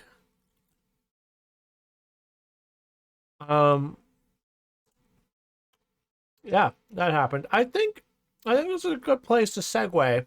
I think this is a good place to segue from bizarre tales of the papacy to bizarre tales from World War II. I think I need to read something that is potentially not as insane to clear my head so we can move forward from this, because now I'm gonna deep dive and I'm gonna get into a whole thing on religion, and that's just not good for anybody. Hold on, Mashival has sent me a factoid here. I'm reading it through. So the first McDonald's drive-thru was installed in a restaurant based in Sierra Vista, Arizona, located near the Fort Huachuca military installation. Military rules forbade the soldiers from wearing their military uniforms in public, and they weren't about to change into civilian clothes, grab a burger and run back to base. So the restaurant manager came up with a solution: cut a hole in the wall and allow members of the military to pick up their orders without stepping out of their car. Convenience and so interesting. Actually, we can run with that. The number of things that were invented by the military that have become public is incredible, actually. Military inventions used in everyday life. These are actually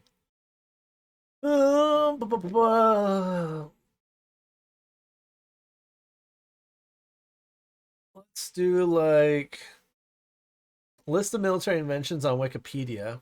That there's like, okay, 1, 2, 3, 4. There's only like 9 there. That's not a lot, actually. We can go through these though. Let's see if any of these are surprising. Duct tape for sealing ammunition cases. The internet. I mean, if we didn't know that the internet was a military invention, we're not paying attention.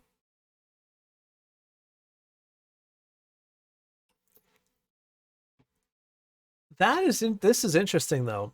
Sanitary napkins. In the 1920s, British and American nurses picked up the cellulose bandages and started using them as sanitary napkins during World War One. Interesting.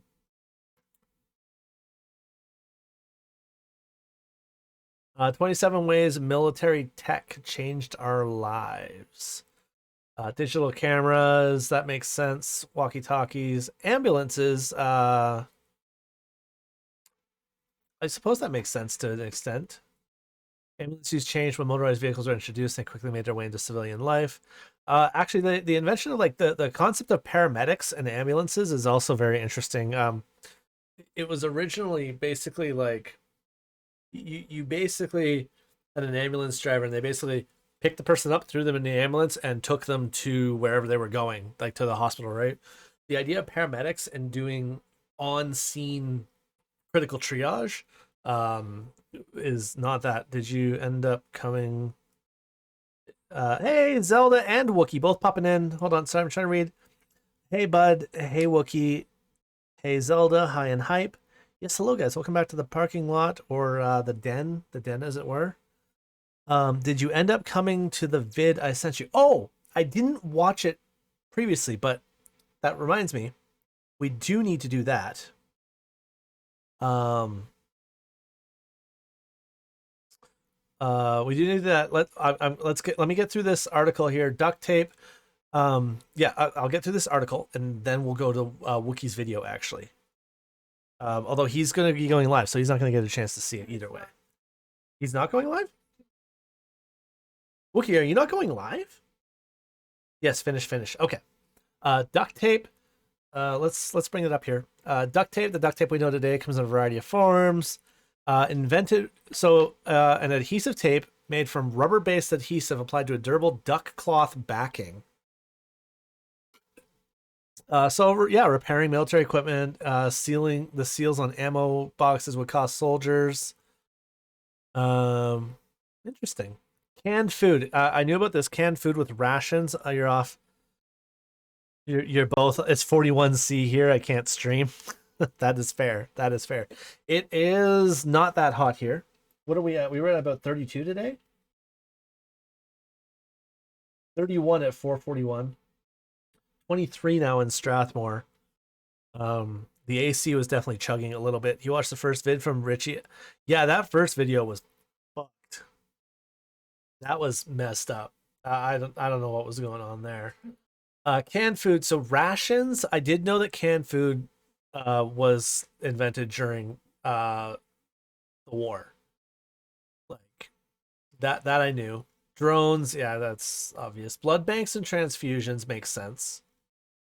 Space program, yeah. Night vision, that also makes sense, actually. Sanitary napkins, we just talked about this one. That one was actually really surprising. Ben Franklin originally invented pads to help stop wounded soldiers from bleeding while they received medical treatment. Yeah, we'll skip over that just because it can be a taboo topic. I don't want anybody to get upset. Weird and disturbing. He did well. Yeah. The EpiPen. Oh, interesting. So the auto injector for the EpiPen was like, the auto injectors that you see in pretty much every like war game now, where they're like, right? That did come in by way of the military and the EpiPen now. On the left, the original military auto injector used for rapid administration of nerve gas antidote. Okay. All right. If I use 100 bits, will I do a spicy bean? If you do 100 bits, I roll a d6, which has a 5 out of 6 chance of being a spicy bean, but it is a d6. I do have the d6 here somewhere. These are the ones Mashival actually got me for Christmas, right? She got me them for Christmas, but they showed up around my birthday. For Dungeons and Dragons, but thank you for the 100 biddies, and we'll I'll re-roll because of course it would be a nat 1 right off the bat. I will re-roll. I will re-roll just to try, just to see. Two ones in a row. Nope. Mashival's making me re-roll it. For the content, okay, it's a 4. Demon Thrall going with a 5. So that's the D8. So we've got a 4 on the D6. And a 3 on the D8. So a 4 on the D6 is what? Hold on. Which one's 1, 2, 3? So it's Sriracha Jalapeno Cayenne. Which one's Cayenne? Dark red with orange. Here, let me find it. That's Cayenne. You were gonna give me a Reaper. Yeah, I know you were. Don't you be given. Don't you be. That's Cayenne. Okay. Oh, these suck. Because these are just.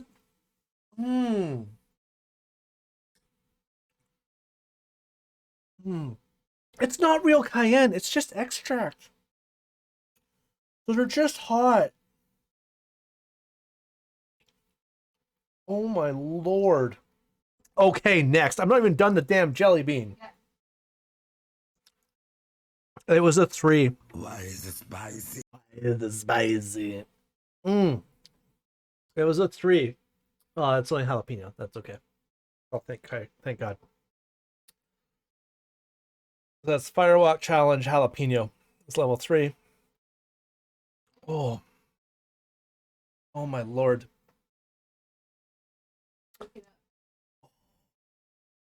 For that 100-bit sticker, should I do another D6 roll? I think I should. That's a 3. Oh. I was going to talk about some more stuff, but yeah, that's good. That's good, she says. She's not the one that has to do. Oh, hold on. What are the rules? No cooldown. No, but there are rules for the $5 one. Flips back and forth. If somebody does the $5 again, it's Mashival's turn. No one did the $5 again. I'm saying if they do, it's Mashival's turn. Look, see? Okay, that's fine. Just saying. Then watch Wookiee's video. Okay.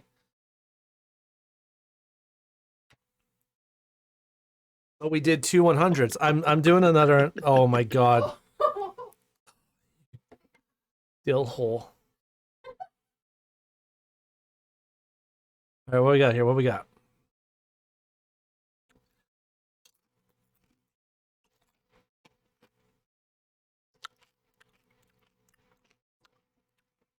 That's not bad. The firewalk gets stupid though. Because the firewalk gets to this guy. And I'm gonna put the Scoville on it. And the firewalk gets hot before then. Okay. The next 100 was a 3, which is a 2 on the bean scale, which is a jalapeno bean, which is green. That's nice and easy to pick. Is that it? Oh no, there's one. Yeah, I gotta roll it once more. Please be dead fish. Oh, a 6. Fuck you. Aha. Reaper. Oh, it's bad. It is. Oh, they're all bad.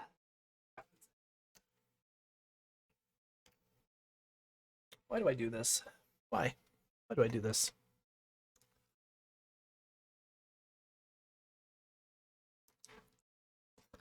Why do I do this to myself?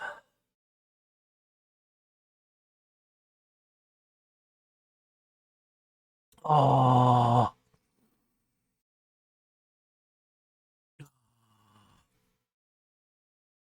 Okay, what's the Reaper look like? It's red with black, I think. Oh, fuck. Okay. Oh, why is it spicy? Which one's the Reaper? Is it red with black or red with orange? Hold on, that's...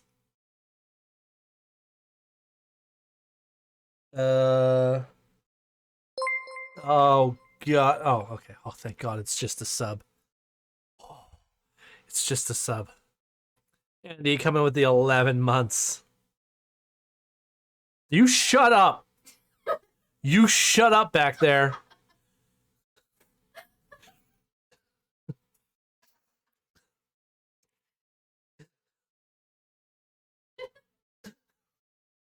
And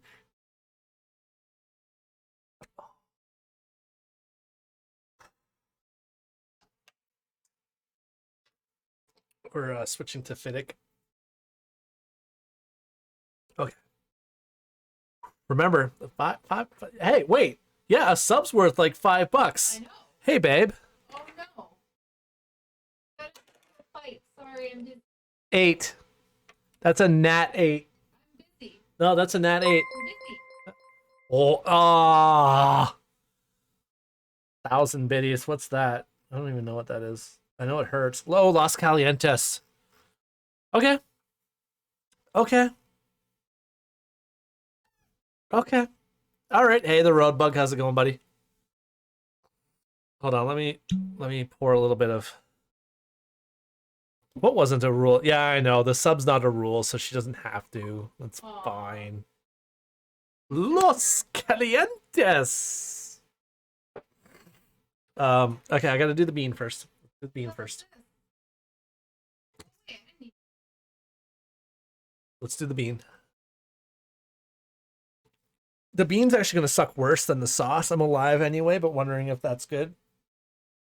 Wondering if what's good. Oh, it creeps up. It's so sweet to start. It tricks you. It's like, jelly bean. And now it's like, there it is. Oh, I swallowed. That was a mistake. That was a critical mistake.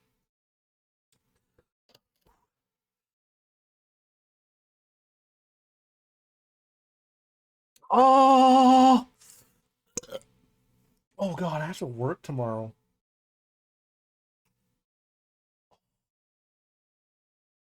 I feel sorry for my asshole. Imagine doing this on a video review. Uh-huh. No, you only have to do the sauces ever. And just the 8. Unless somebody makes a deal with the devil, so to speak. Like if somebody wanted to do a double hit at the end. I'd make you do it. Oh god. Sick burn. Stickers are free, guys. Stickers are free. Cover it up. Cover it up. Cover it up. Down below, free stickers. Free stickers. Slap them up. We're also at level 2 of a hype train. That hasn't happened on this channel in forever. Oh yeah, there we go.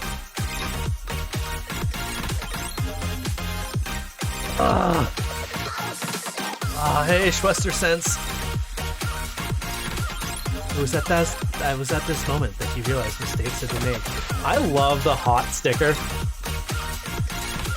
Excuse me.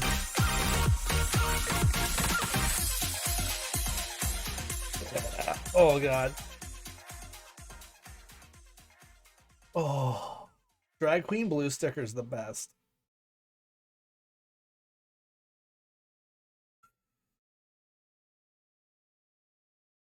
Oh yeah, there we go. Oh, my eyes are watering. Which ones? Yeah, they are. Mashivo did the thanks babe, the hot, and the me crying and breathing fire.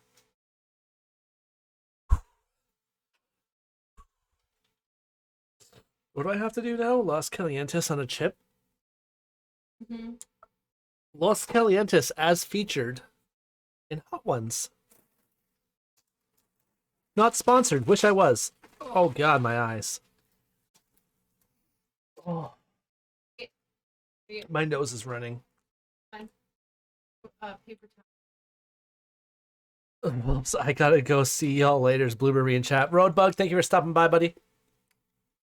Thank you for checking out the parking lot. We'll take care of your car while you're gone. Oh.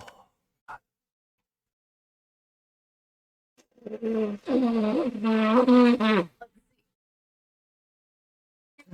not sweating yet. It's not enough. Yo, you shut up. Shut up. Oh. Oh. Burping. Here. Oh. I'm unscrewing. I'm only good at screwing, not unscrewing. Level 2 hype train and a sticker party. Worth it, right? Yeah. Totally. Yeah. Yeah, we'll go with that. It's I always keep saying that Zelda should do these and Wookiee should do these, but they both like spice. We need to figure out what they don't like and make them do that.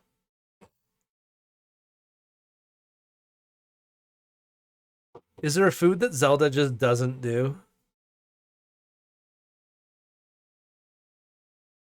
Easy. Easy. I think Wookiee should have done the $30 triple bucket KFC challenge for Father's Day. I think that's what he should have done. We got the puppers was the hype train emote. Nice. Okay. Los Calientes. Actually, I will say this. I don't like this sauce just like this, but I will go ahead and give a review since we're doing reviews and stuff tonight. If you don't mind a little bit of heat, just a little bit, or a lot, because you can put more of it on, but go ahead and go to First We Feast. Like, just Google First We Feast, Hot Ones, Los Calientes. There you go. I'll give you the label. If you like, I need to find out where Zelda is. Come over with 3 buckets of KFC and we go through them. Easy co-stream. Nice. God.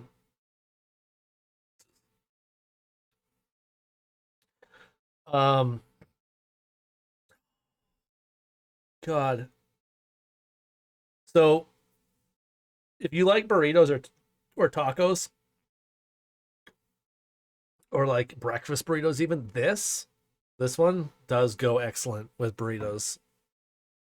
Just FYI. It smells like a burrito. Just smells like a burrito. All it's gonna do though is just trigger all the spice right now. Yep. Tastes good. There it is. It's bringing it all back. Los Calientes Rojo is slightly spicier than its green cousin, balancing flavors of smoked red jalapenos and sweet apricot. Slathered on chicken, burritos, eggs, or anything in need of a kick. And it is good. Like, it is tasty. Like, this is a hot sauce that I like, but I don't like. Oh. More for me than I guess you can just watch. I'll cheer you on. I'm a gent now. What? Morning. Morning gents. Oh, I get it. Zebedee. Hope it goes well. Off to see Andy to keep it this morning to give him a spare monitor I have. Kappa in the chat. Nice.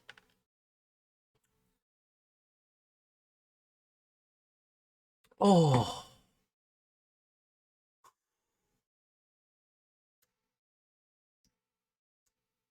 Well, now that my mouth is dead, you know what? I wonder what Glenfiddich is like post spice.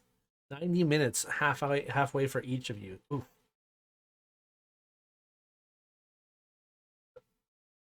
It's all right. It's still Fiddick. It's still Fiddick. I'm gonna go shower, then bed. Lurky time. I'm glad I got to encourage the spice. Thank you, Zelda. Thank you so much for that. Thank you. Much appreciated, sister love. I'm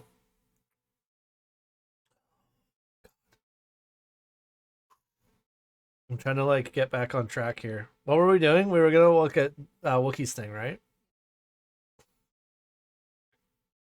This is strategy, 30 new upcoming PC strategy games. Video time. Tonight, I'll be eating a pork banh mi with extra jalapenos. This doesn't look like a strategy Thanks, game. baby. Yeah, we about to get spicy for day. We about to get spicy. Spicy like them pajama pants. Hey, the camera is staying up here. This is not the second date.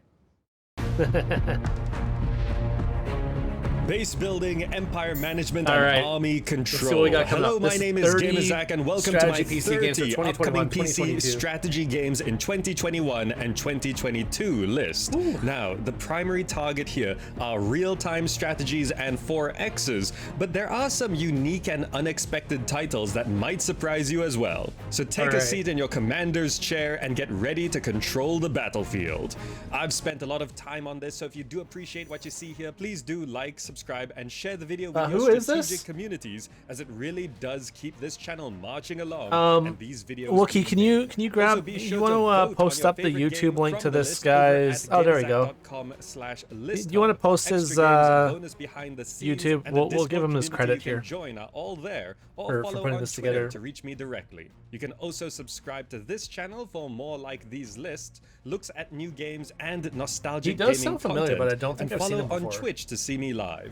There are also many bonus games after the We- main list, so be sure to watch all the way through. Alright, now let's get started. Opening There the we go. gate, we begin Is with that him? Beyond All Reason by BAR Team. Open Source RTS. This is a a quick visit. I'm off promising-looking now. Laters, sci-fi everyone. strategy Later, game that Zeb. seems to be trying Later, to take a Zeb, classic Zelda. formula, Thank you. but amp it up to something next level. Whether they can do that, well, we can hope. Every projectile Throw, by and the way, you're explosion crazy. is simulated 1,000 in real biddies. time. Thousands of units on the battlefield, 1,000 each with their biddies. own AI, Came in with and a focus a on the sub importance and of 1900 terrain, bits. and thus unit movement types Crazy. matter. And gameplay isn't going to be about resource collection and management, as it's about the units and how many your CPU can handle. Not to mention there are We were talking about, 394 CPUs handling units right now. units, It sounds impressive, but also this could and be with AoE very having, like, messy and unit limits and stuff. unfocused, though its inspiration of Total Annihilation is pretty much what it's going for, so it should be for fans of that. Beyond All Reason is certainly an interesting project, and however it turns out, I'd be keen to see how things go. Okay. Getting a bit more creative, we have Module War by Biohex Games. The initial look at this game was This is seeming clearly rather hex-based. rough, but after having played the demo, extent, I was at least. pleasantly surprised. There's This double is a hexes there. modular unit RTS where your base is made up of parts, and those parts can split to become units. Imagine Spore, but as an RTS. Kind of like Impossible Creature. That's interesting. You'd think it'd be pretty straightforward with the options you have, crafting some units and moving out, but the way the pieces work leaves a lot of room for meaningful customization, arrangement, and micro can be incredible if you're good enough. Being able to split off pieces on the fly and reattaching them as needed. Smaller pieces move faster, bigger pieces live longer. Story-wise, there's also a nice touch of full motion video acting, which is in vogue now because of the Command & Conquer remasters, but of course can come off cheesy at times, but sometimes that's the point. Overall, I don't think that this is going to be the next esport. The live action cutscenes are making a comeback. Game, it's better than expected and feels like something different. Module War entered early access in 2020 and is looking at a 2021 release. Going a little bit bigger, it's Fata Deum by 42 Bits Entertainment. When you see this, God gamers will know what it pretty much looks like. It's like Black and White, as you're equipped with divine powers, and you are trying to gain as many mortal followers as you can. This Raise looks armies to conquer thy neighbors, or build up to become a culturally convincing powerhouse, as you act as a benevolent or tyrannical deity to foster or frighten your followers. You can also micromanage people or leave them to their own devices. Basically, lots of choices in how you play, which is what a God game is about, and the armies and conquering make this like a strategy game too. There's meant to be a campaign mode with an engaging narrative, but capturing that kind of deep yet humorous like an charm AoE that God Command games & Conquer tend to type need strategy. can be a very difficult balancing act. It raised 60,000 euros on Kickstarter, which is a decent but not huge amount, and is planning to enter early access in 2021 with a full release for Fata Deum by 2022. Sticking with the gods, we've got Divine Commander by Salty Lemon Entertainment. This is a classic handcrafted action RTS of Greek gods battling each other with base building and army colliding. This does look a little cartoony, and the big note here is that it's being designed for controllers. It's cartoony. Meaning the average PC strategy gamer isn't going to be that into this, but they do say that the typical console RTS Designed for consoles. mediocre experiences, and they want to make it something proper. That does also mean that it's going to be more of a macro strategy I don't know how I feel about game this. with less focus on It feels like high-speed cartoony micromanagement, Age of Empires. which some would prefer. And it is still a strategy game FS22 on is the $50 PC. And if they Dang. do design the controls well enough, I feel like Divine that's Commander about could what offer 19 something was, isn't a it? little bit different. And 19 it's not was like about it's that. the first RTS that's designed for controllers anyway. Continuing with the 19 RTSs, was about that. Liquidation by Kiwi Brothers Studio. I am Set looking in a forward to- universe of I- dark actually, I fantasy missed the and science game, fiction, single player and earlier multiplayer when I was gameplay going with a through, like, the games that are campaign, coming up. 4 factions, I base forgot building, to add Farming unit Sim 22 to inventories, the list. ranked matches, and a deity avatar that you customize and send into battle. It must have been Sounds like a 30, 'cause cool I swear it was, premise, like, close but to really 50 not Canuckian. much has actually been shown off. Though I have had a look at the demo, and the unit control but I am also feels looking forward decent, to, and it's got a Farm good Sim foundation. 2022. Overall, it's got a lot of potential. FS22 with a bit better of be a cartoony good. visual I think style it'll be good. reminiscent of I think it'll be Warcraft good. 3, but kind of going back into Warhammer 40k vibes as well. And a gameplay trailer is promised to be released soon. So if you like the outline of what it looks like right now, then check back in with Liquidation a little bit later when there'll be more information. Next we have Amber Chronicles of Lure by Fire Ember Games. A modern I swear these all, RTS like, these reforged RTS is games the all seem idea to just here. blend In a into one world another. ravaged by constant war for they control really of do. Amber, a rare element. Play through the story mode, choose one of 8 factions and compete online, or create custom maps and experiences to share with the community. Sample gameplay footage is at least available, though as this is just I about get it, it's the starting a genre, Kickstarter right? at the They're- time this video is they're- going they're out, top down it or- is or looking 45 rather down, rough right? and unpolished. So you're always So if looking it at makes it like- through the Kickstarter, like then this there's or going like to be quite to a bit of this work to do. angle. There is promise, Like, but it's all subject to they're, change. they're at this designed to be point, like a and tabletop, it's so you're mainly looking one down to on a tabletop. watch. They Hopefully are all Amber pretty Chronicles much of written on the Lure is same an 2 or RTS 3 engines. Reforged, a bit better than what So yeah, Warcraft I 3 get that. Reforged ended up being. Get ready to play with others in Dwarfheim by Pine Leaf Dwarfheim. Studio. I do like that. Asymmetric co-op multiplayer competitive RTS. Dwarfheim. This is about this is the different RTS classes version of dwarves Valheim. controlled by different players who work together to overcome Ish. their enemies. The fact that your class, builder, miner, or warrior, limits what you can do means cooperation is key, and it brings some new challenges to RTS gameplay. Of course, being a dwarf RTS, there is an underworld layer to the map This where is you'll it? be This is mining us? and refining materials. You and know there's what? an I was just gonna exploration say, element to the map as well, as you'll be digging out terrain and Was as it a 3 warrior, classes? you'll be If clearing there's- out creep camps and capturing If there's 3 objectives. classes, we need, Generally, we need it 3 looks of us great, to and towards the co-op end of this 2020, and it's going collab through it for a early bit. access, which does mean it's a bit lacking at the start in terms of content, and various things need to be improved, particularly unit behavior and pathfinding. But it's got a solid base, and Dwarfheim might be a fun co-op game to play with friends and Might be a strangers fun now. co-op game, yeah. Though it can be frustrating if your teammates aren't the positive type. You the could wait a positive bit type. for it to finish by the target summer 2021 release window. Okay. And then we've got Diplomacy is Not an Option by Door 407.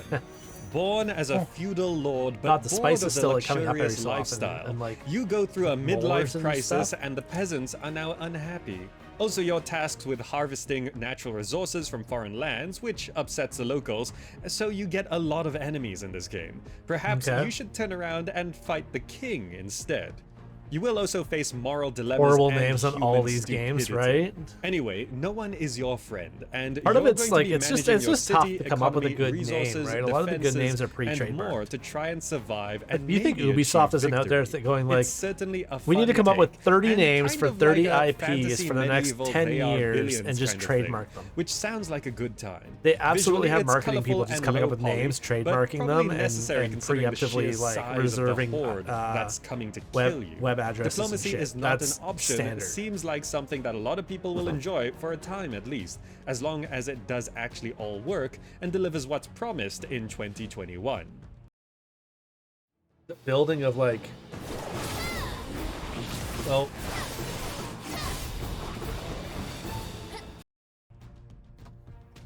Next up, we have The Fertile Crescent by Miniboss and Link Reed. At first glance, this looks and feels almost like a demake of Age of Empires. but yeah, I with a was few gonna say tweaks this to looks like a gameplay terrible and version survival of Age of elements. Empires. It's an indie RTS with multiplayer made by a 2-person team and has some charming pixel art to go with it. Up to 4-player multiplayer, you'll be settling the land, harvesting resources, This kind of like training units, 8-bit defending your art is village, like, and destroying your rivals. I don't know if it's still It's in vogue in definitely 2021, not a but like big triple A this was- RTS that's going to become the next big thing, but it does have some niche appeal. If You can this try it game for had have free, come and out the download is readily available, but in it's still working on a lot of 2018, 2019, it features, would've and done development can only go so fast Think, considering the indie nature of it. Prison Architect, Still, I think the Fertile Escapists, Crescent is worth mentioning here, as just the idea of a D-made yeah, I Age think of like Empires Prison already would Architect, pique some people's Escapists, interest. Airport. Next up, we've got Architect, Trollskog by Andreas all that Carlson. stuff. An well, fuck my open-world night, builder 22 strategy game cash, that's massive about shortage. setting up Now I have 10 economics times the and work to building try. up a Oh man, force that for sucks, tactical Demon. battles. Explore That sucks, a world buddy. inspired by Swedish That is a folklore, massive filled with shortage. friendly and hostile NPCs. More than $200 quests to complete, short. resources to harvest, and you can do things using diplomacy or by force. Trollskog. It's been on Steam in early access with mixed reviews. This since looks 2019. okay. It's so got like it a is clearly Minecraft-y unfinished feel and to needing it. a lot of work. That's kind of but neat. there has also That been last one significant though progress would have through done well in 2020 2018 as at it the height works of the towards 8-bit better revolution. pathfinding, smarter AI, and more content, going towards version 0.9. From there, the idea is to implement multiplayer and head into a 1.0 This is release. I actually like the graphics on as this. It has been. There's a chance Trollskog This can actually Minecrafty, complete within the next year or so. quasi pixelated. That I like that art Then there. for something a little bit weird in terms of controls. Oh, this it's is- Touch Type Tale by Pumpernickel Studio. Oh, this is Imagine interesting. Typing of the Dead, but it's a medieval real-time strategy, and there aren't any zombies. Yeah, this might be a weird idea, but how you control a game doesn't necessarily change its genre, and This is is a interesting. unique entry to the list that could be great for a niche audience. The throne is left unclaimed and barbarians are at the gates, and an unlikely hero is needed. Expect a story-rich When are you campaign, gonna play Battletech? competitive Oh, multiplayer, shit. and Yeah, I lots gotta play of that too, don't I? typing, as gameplay isn't about micromanagement or grand strategy, I'll let you know. but it I'll tests let you your know. skills in a different Sorry, way. I've been on an Oxygen Initially not meaning to included release kick. in 2020, it's been not playing like the hitting that policey goal, type and games, is which I'm going to jotting in continue a with tentative through this week. 2021 release So window through this now. week, I'm going to As continue long with as development isn't touch and go, the police Touch Type Tale simulators, can actually be fully SnowRunner, typed out and by Oxygen then. not included. I guess we'll see at For the something end that's of been this changing coming over week the here, years, kind it's of where we're The at with the First games. Men by Gathering We Tree. can go from there. What looks kind of like a Don't Starve survival base building strategy game with Battletech definitely genetics. does interest This me. certainly isn't your expected kind of game in a strategy list, and what this I game also need to pick up exactly an has Assassin's been Creed. I shifting think somewhat Unity through its is the development. next one on my list. Start by designing and your just hammer first two out people the with traits game. and abilities, develop Or at your least hammer base out to the provide for storyline your as much as people, I explore a avoid storybook some of the side fantasy stuff. world Just hammer with out the creatures, storyline, get it quests, done, and get it over civilizations with. to discover and battle so in I a can kinda, real-time like, hammer my way hit-pause combat through, system. some of the A map Assassin's editor along Creeds. with Steam Workshop support are also promised. So new stories and adventures can be I like the crafted by art the on community. this. It's weird and it looks weird and different, which can be nice. This one's but interesting. Also, if it's a bit too unexpected, then people might not be able to get into the game properly. The art's Considering how very it's been interesting changing a on lot, this. we'll need to see how The First Men actually is when it enters early access before I'm watching judging. it on my OBS Targeted screen right instead now of on for my a big quarter screen two because it's a more natural 2021 release. headspace, head angle. Shrinking down, we have Empires of the Undergrowth by Oh, okay. Slug Disco Studios. Mine out your colony, uncover resources, hunt bugs, and overwhelm rival You know what? colonies. There's This is a- an Ant RTS that Yeah, plays a bit Ant like RTS. Dungeon Keeper mixed with Sim Ant. There was and we've a been watching game it for about a few years now.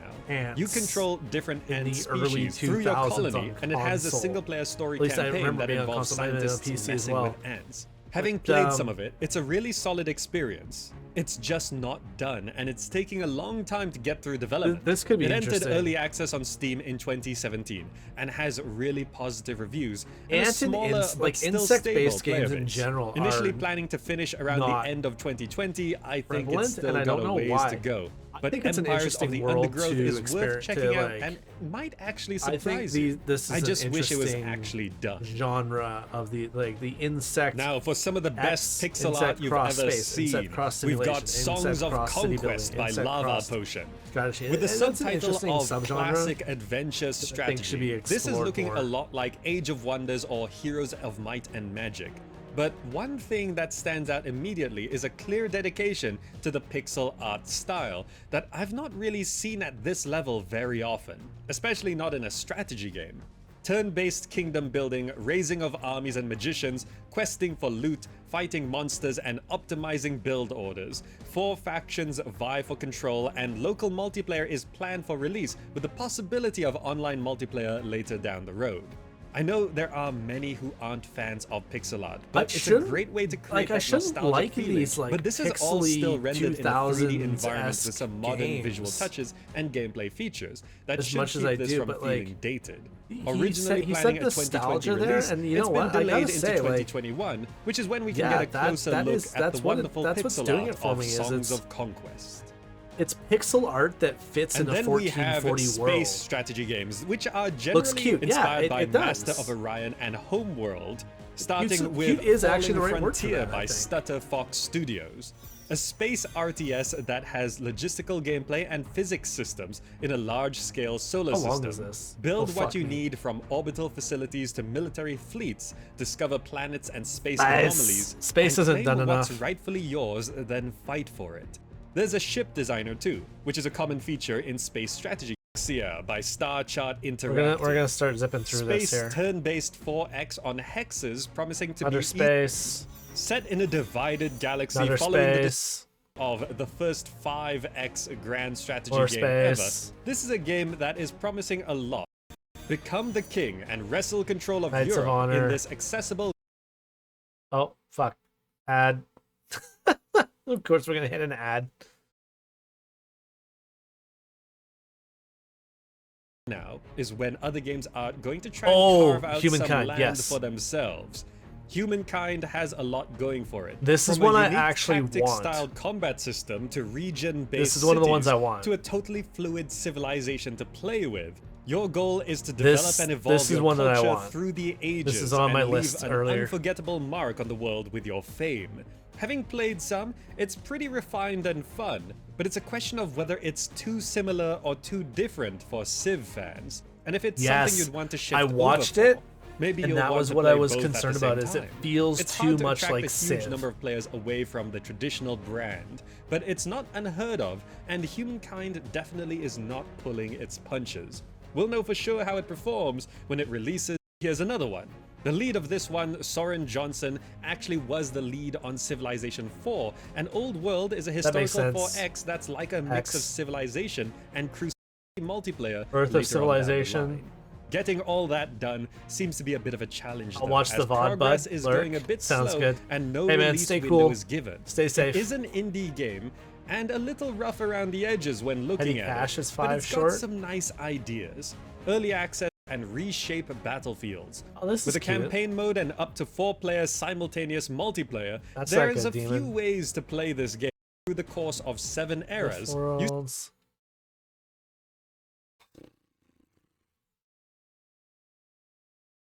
Ads. From a small village into a prosperous city. Rule over peasants to harvest resources, forge alliances, and recruit an army to then gameplay has been shown off through demos, and it that the game is still in development. But I suppose indie Manor developer. Lords. City Slavic building magic. will be Okay. inspired by real medieval towns. Tonight, Oh I'll be my eating your God. pork on me with extra jalapenos. Thanks, baby. Yeah, we about to get spicy for this virtual date. Spicy like them pajama pants. Hey, the camera is staying up here. This is not the second date. Influencing trade routes and Okay. being influenced by terrain, resources will need to be managed in a historically realistic fashion with plowing of fields and blooming of iron. Okay. And battles will be large scale with unit formations, morale, fatigue, fortifications, and This looks siege. interesting. Weather This will also have an looks- effect, which itself is ever changing with the seasons. Oh, look at that. How They're he- how even he cut doing that things farm like field in? motion capture and photogrammetry.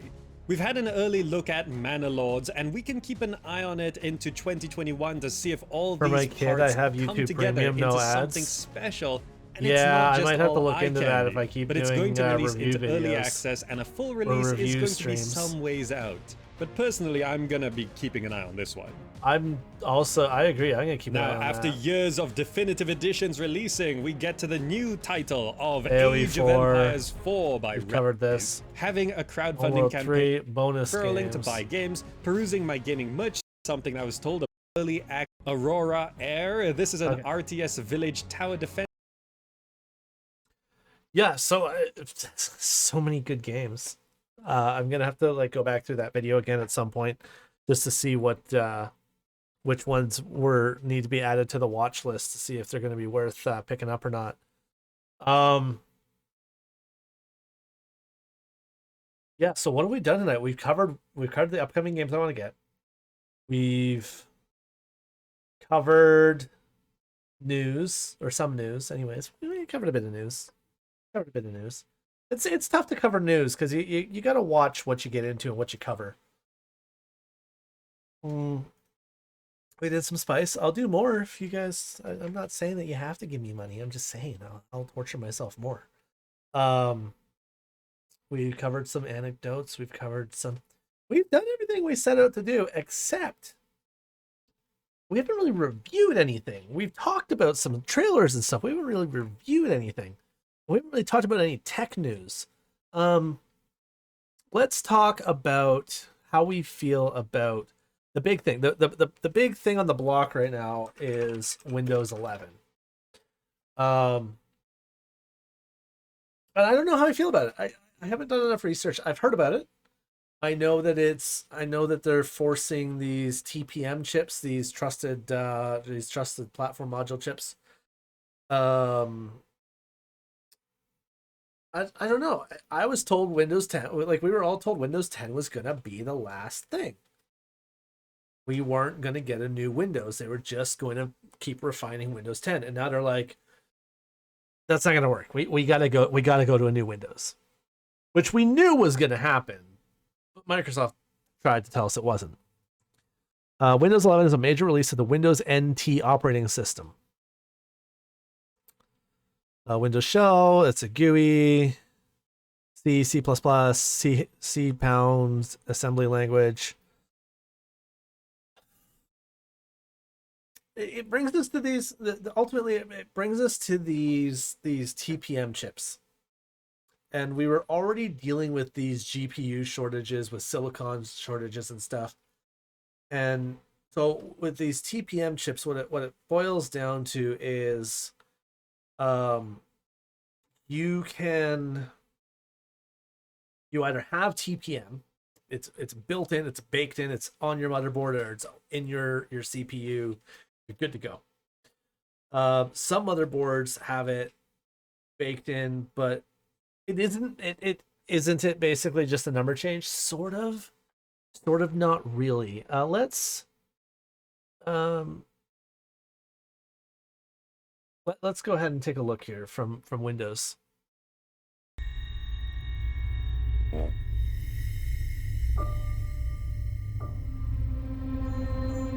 30% redundant coding, needs a major cleanup, easier to go from the ground up at this point. I agree.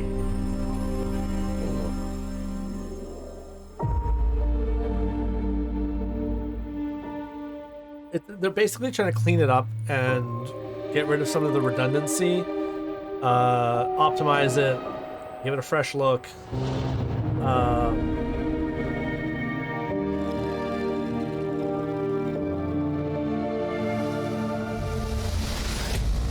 Yeah, let's bake Edge into it, because everybody uses Edge to download Firefox or Google or whatever else.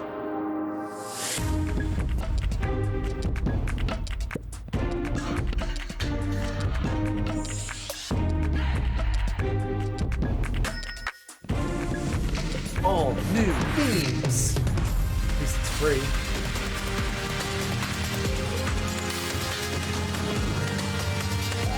The window splitting is kind of the same, but I mean, it's the same but different. That's interesting. Better window splitting is nice, though. It's set up for touch. Wasn't that Windows 8 was last set up for touch? Windows 8 was the last one really set up for touch. This looks like them taking 8 and 10 and going, and now we have one that does both. Yeah, that's exactly what they're doing. They're taking 8 and 10 and mashing them up.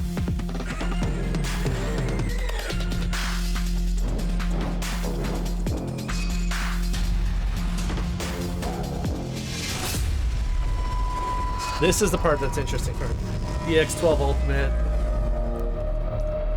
HDR ready. There's a part of Windows 11 that is allowing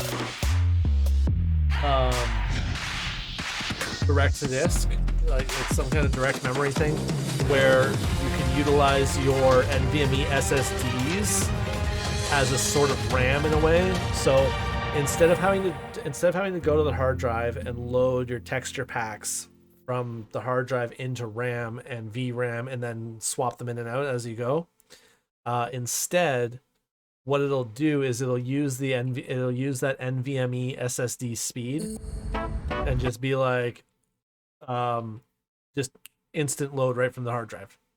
So it doesn't have to like pre-render it. It's right off the hard drive, away it goes. So there is that, which is kind of neat. But the big thing is it's the TPM thing with this trusted module. For those of us with like 7, 8, 9, and 10 series Intel processors and the last couple of series of AMD processors, it's not a big deal. Worst case, you might have to enable it in your UEFI, in your BIOS.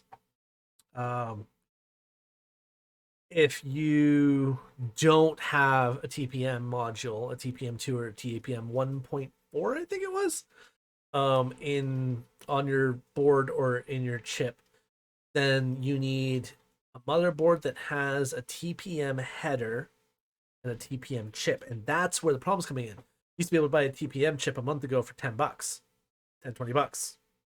Now a TPM chip is running over $100 US suddenly. So that's the fucky thing. But yeah, Windows 11. That's coming out.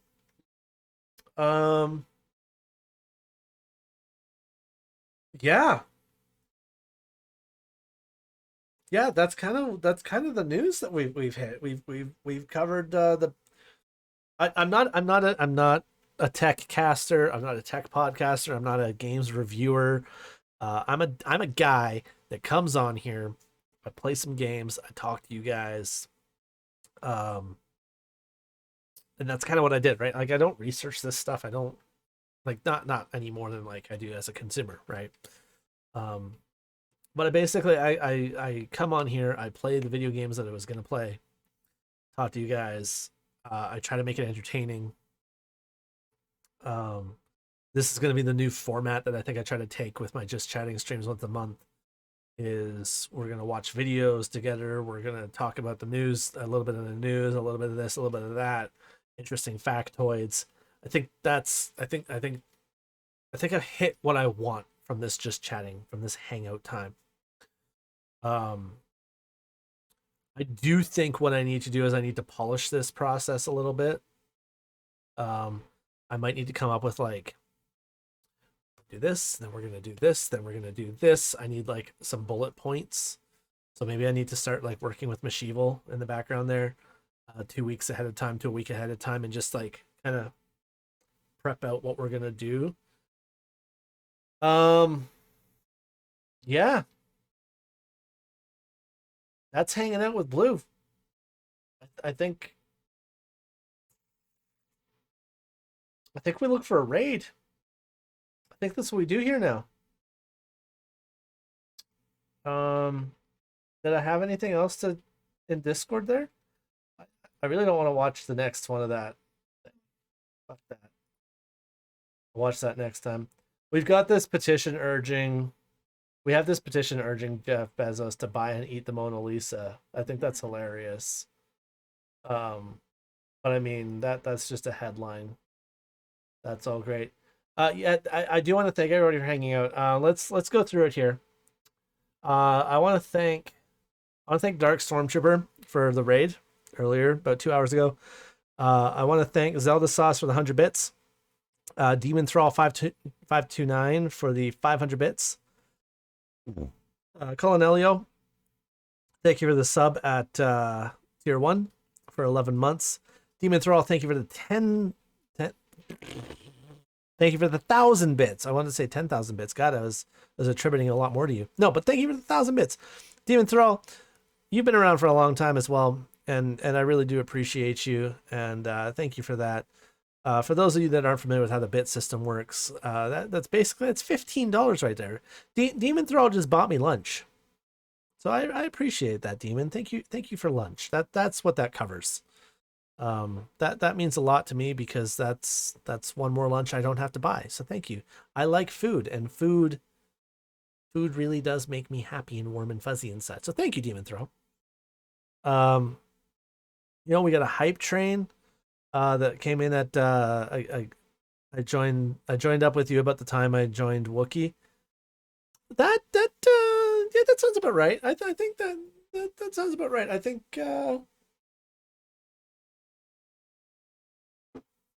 Yeah. I think you might have joined up with Wookiee around the time that me and Bert were joining up with Wookiee. Because you joined up with Wookiee just before Wookiee went big, didn't you? 8 months for you, 9 for Wookiee. Oh, okay. So you joined up with Wookiee just before, I think, no, he's been a partner for a year.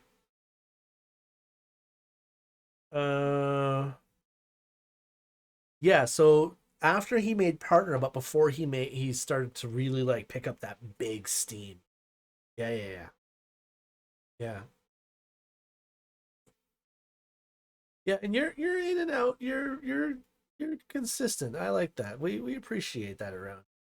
You know, we understand that people have lives and they have work and stuff, and they come and go for a week or a month here and there. But we do appreciate our regulars. We appreciate our newcomers, and we do appreciate everybody around here. We really do. And yeah, you guys make this easy to do. You know, it's do you know how much tougher this would be if I was like, I'm gonna stream for 3 hours tonight, not play a game. Do you know how fucking tough it would be to do a podcast style stream? You know what? You know who I don't understand how they do it? Radio hosts. Radio hosts that don't have call-ins. Can you imagine being the 2 a.m. radio host and you're like, all right, and now that was Jennifer Lopez, blah, blah, blah. And now we're going to go to the phone lines. And next up is Taylor Swift. Like, I know that, yeah, they have a script, a set list of stuff to do. And even the guys that like the old 640 talk 640 a.m. stuff, those guys that would like talk about aliens for 6 hours and at like from like 10 p.m. until 4 a.m. in the morning, and like the ghost shows on radio. Those guys just, they talk about creepy shit and hope that somebody fucking calls in. That's all they do. Like I get that. It's a little different. But you guys, the community, you showing up, especially for these special events, you make this job easy.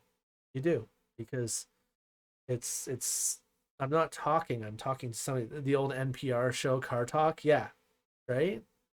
But even that, like, you're reviewing something, right? There's still like a kind of like script to that, right?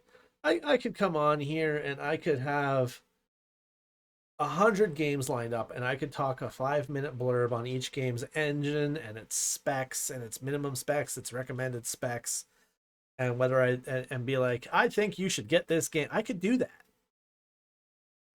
I'd probably get some views. I could do that. I couldn't do that every week though.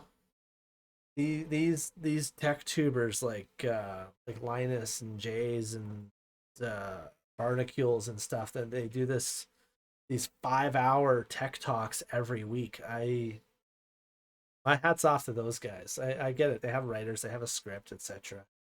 But like I still, I'll let you guys in on a secret. These just chatting streams, yeah, I can talk forever.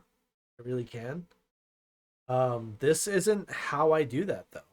Like if I'm talking to Mashival about a topic that's got me riled up or I'm really interested in, it's really easy for me to talk to one person who's like, yeah, and then what?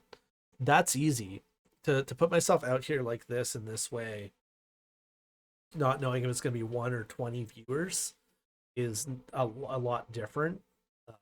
So yeah, I really do need to thank you guys for you can only talk as long as we don't burn your mouth off. Yeah, that is true. I can talk through that though. I can talk through it. It's just less comfortable. That's the key, is it is less comfortable. But no, I really do have to hand it to the Twitch community. You've 100% changed the way I view the podcast mentality and the, you know, it is different to kind of like talk to a mic and talk to an audience. You know, it's an experience, and I look forward to doing more of it, and we're continuing to grow this community, this partnership, this relationship that we've established here. I do have to thank Mashival too, because I was doing this before I met Mashival, kind of. I think I had the channel, like I had. Yeah, like I had it. I the idea started before we got together. But it was Mishiva that really pushed me to like actually do something with it.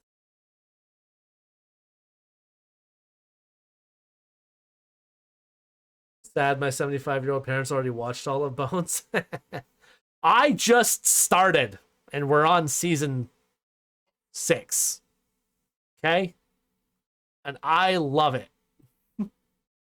And Bones and Booth need to just get the fuck together already. Oh, God, I inhaled that wrong. Scotch goes down one pipe, not the other. Okay, with that, guys, enough with the sappy thank you shits. Twitch.tv. Let's see who's on right now. Who's doing what? I kind of want to see if there's anybody else just chatting. Now we start twisting Mishiva's arm to start. She's supposed to start this week, isn't she? This week? Yeah, she's supposed to start this week with the second new Tomb Raider game. Like the second of the new series of Tomb Raider games. I clicked on just chatting and I'm already annoyed.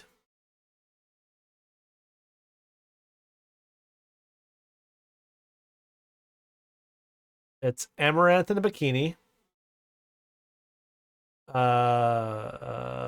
Trainwrecks TV, which should be reviewing Amaranth in a bikini. Foxenkin eating her microphone. Let's go to actual just chatting. Hey, but she's not top of the thing. I gotta hand it that. It's Ludwig is top of the thing. Can we sort low to high? Is low to high not a thing anymore? Low to high's not okay. How do we just go to the bottom of the list? I wanted to see if we could do like an in. Jesus Christ. Half of these are TOS violations. I want to get to the ones. Who's on the ones? Where's all the...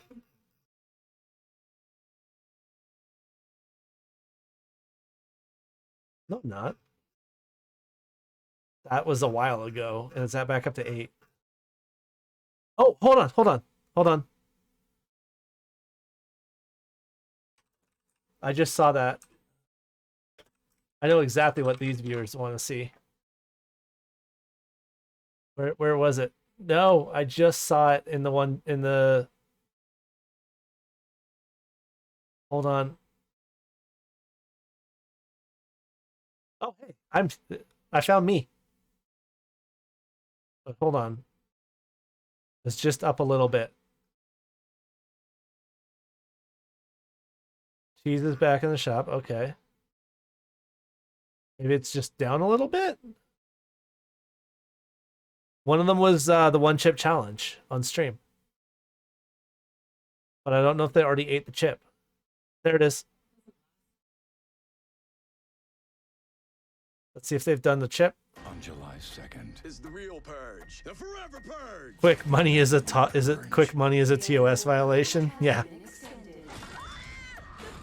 Hold on. I just gotta get through the ad here. The fucking 30-second, these 30-second pre-rolls are ridiculous. I swear the pre-rolls were 15 seconds before.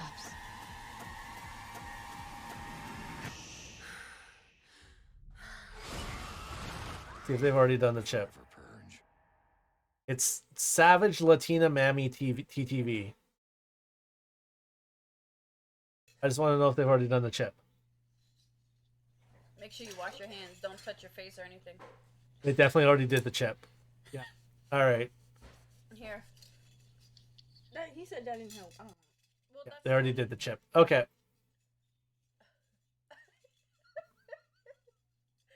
Let's do Pitch It. Apparently that sells underwear. Apparently. We'll do Pitch It. Okay, guys. Thank you so much for hanging out. We're going to raid Pitch It. Remember, it's hashtag fuck Pitch It. He'll understand. He's playing Satisfactory. Sorry, guys. I thought I found a one-chip challenge for you guys to watch, but they already did the chip. So thank you guys so much, and I'll be back tomorrow night.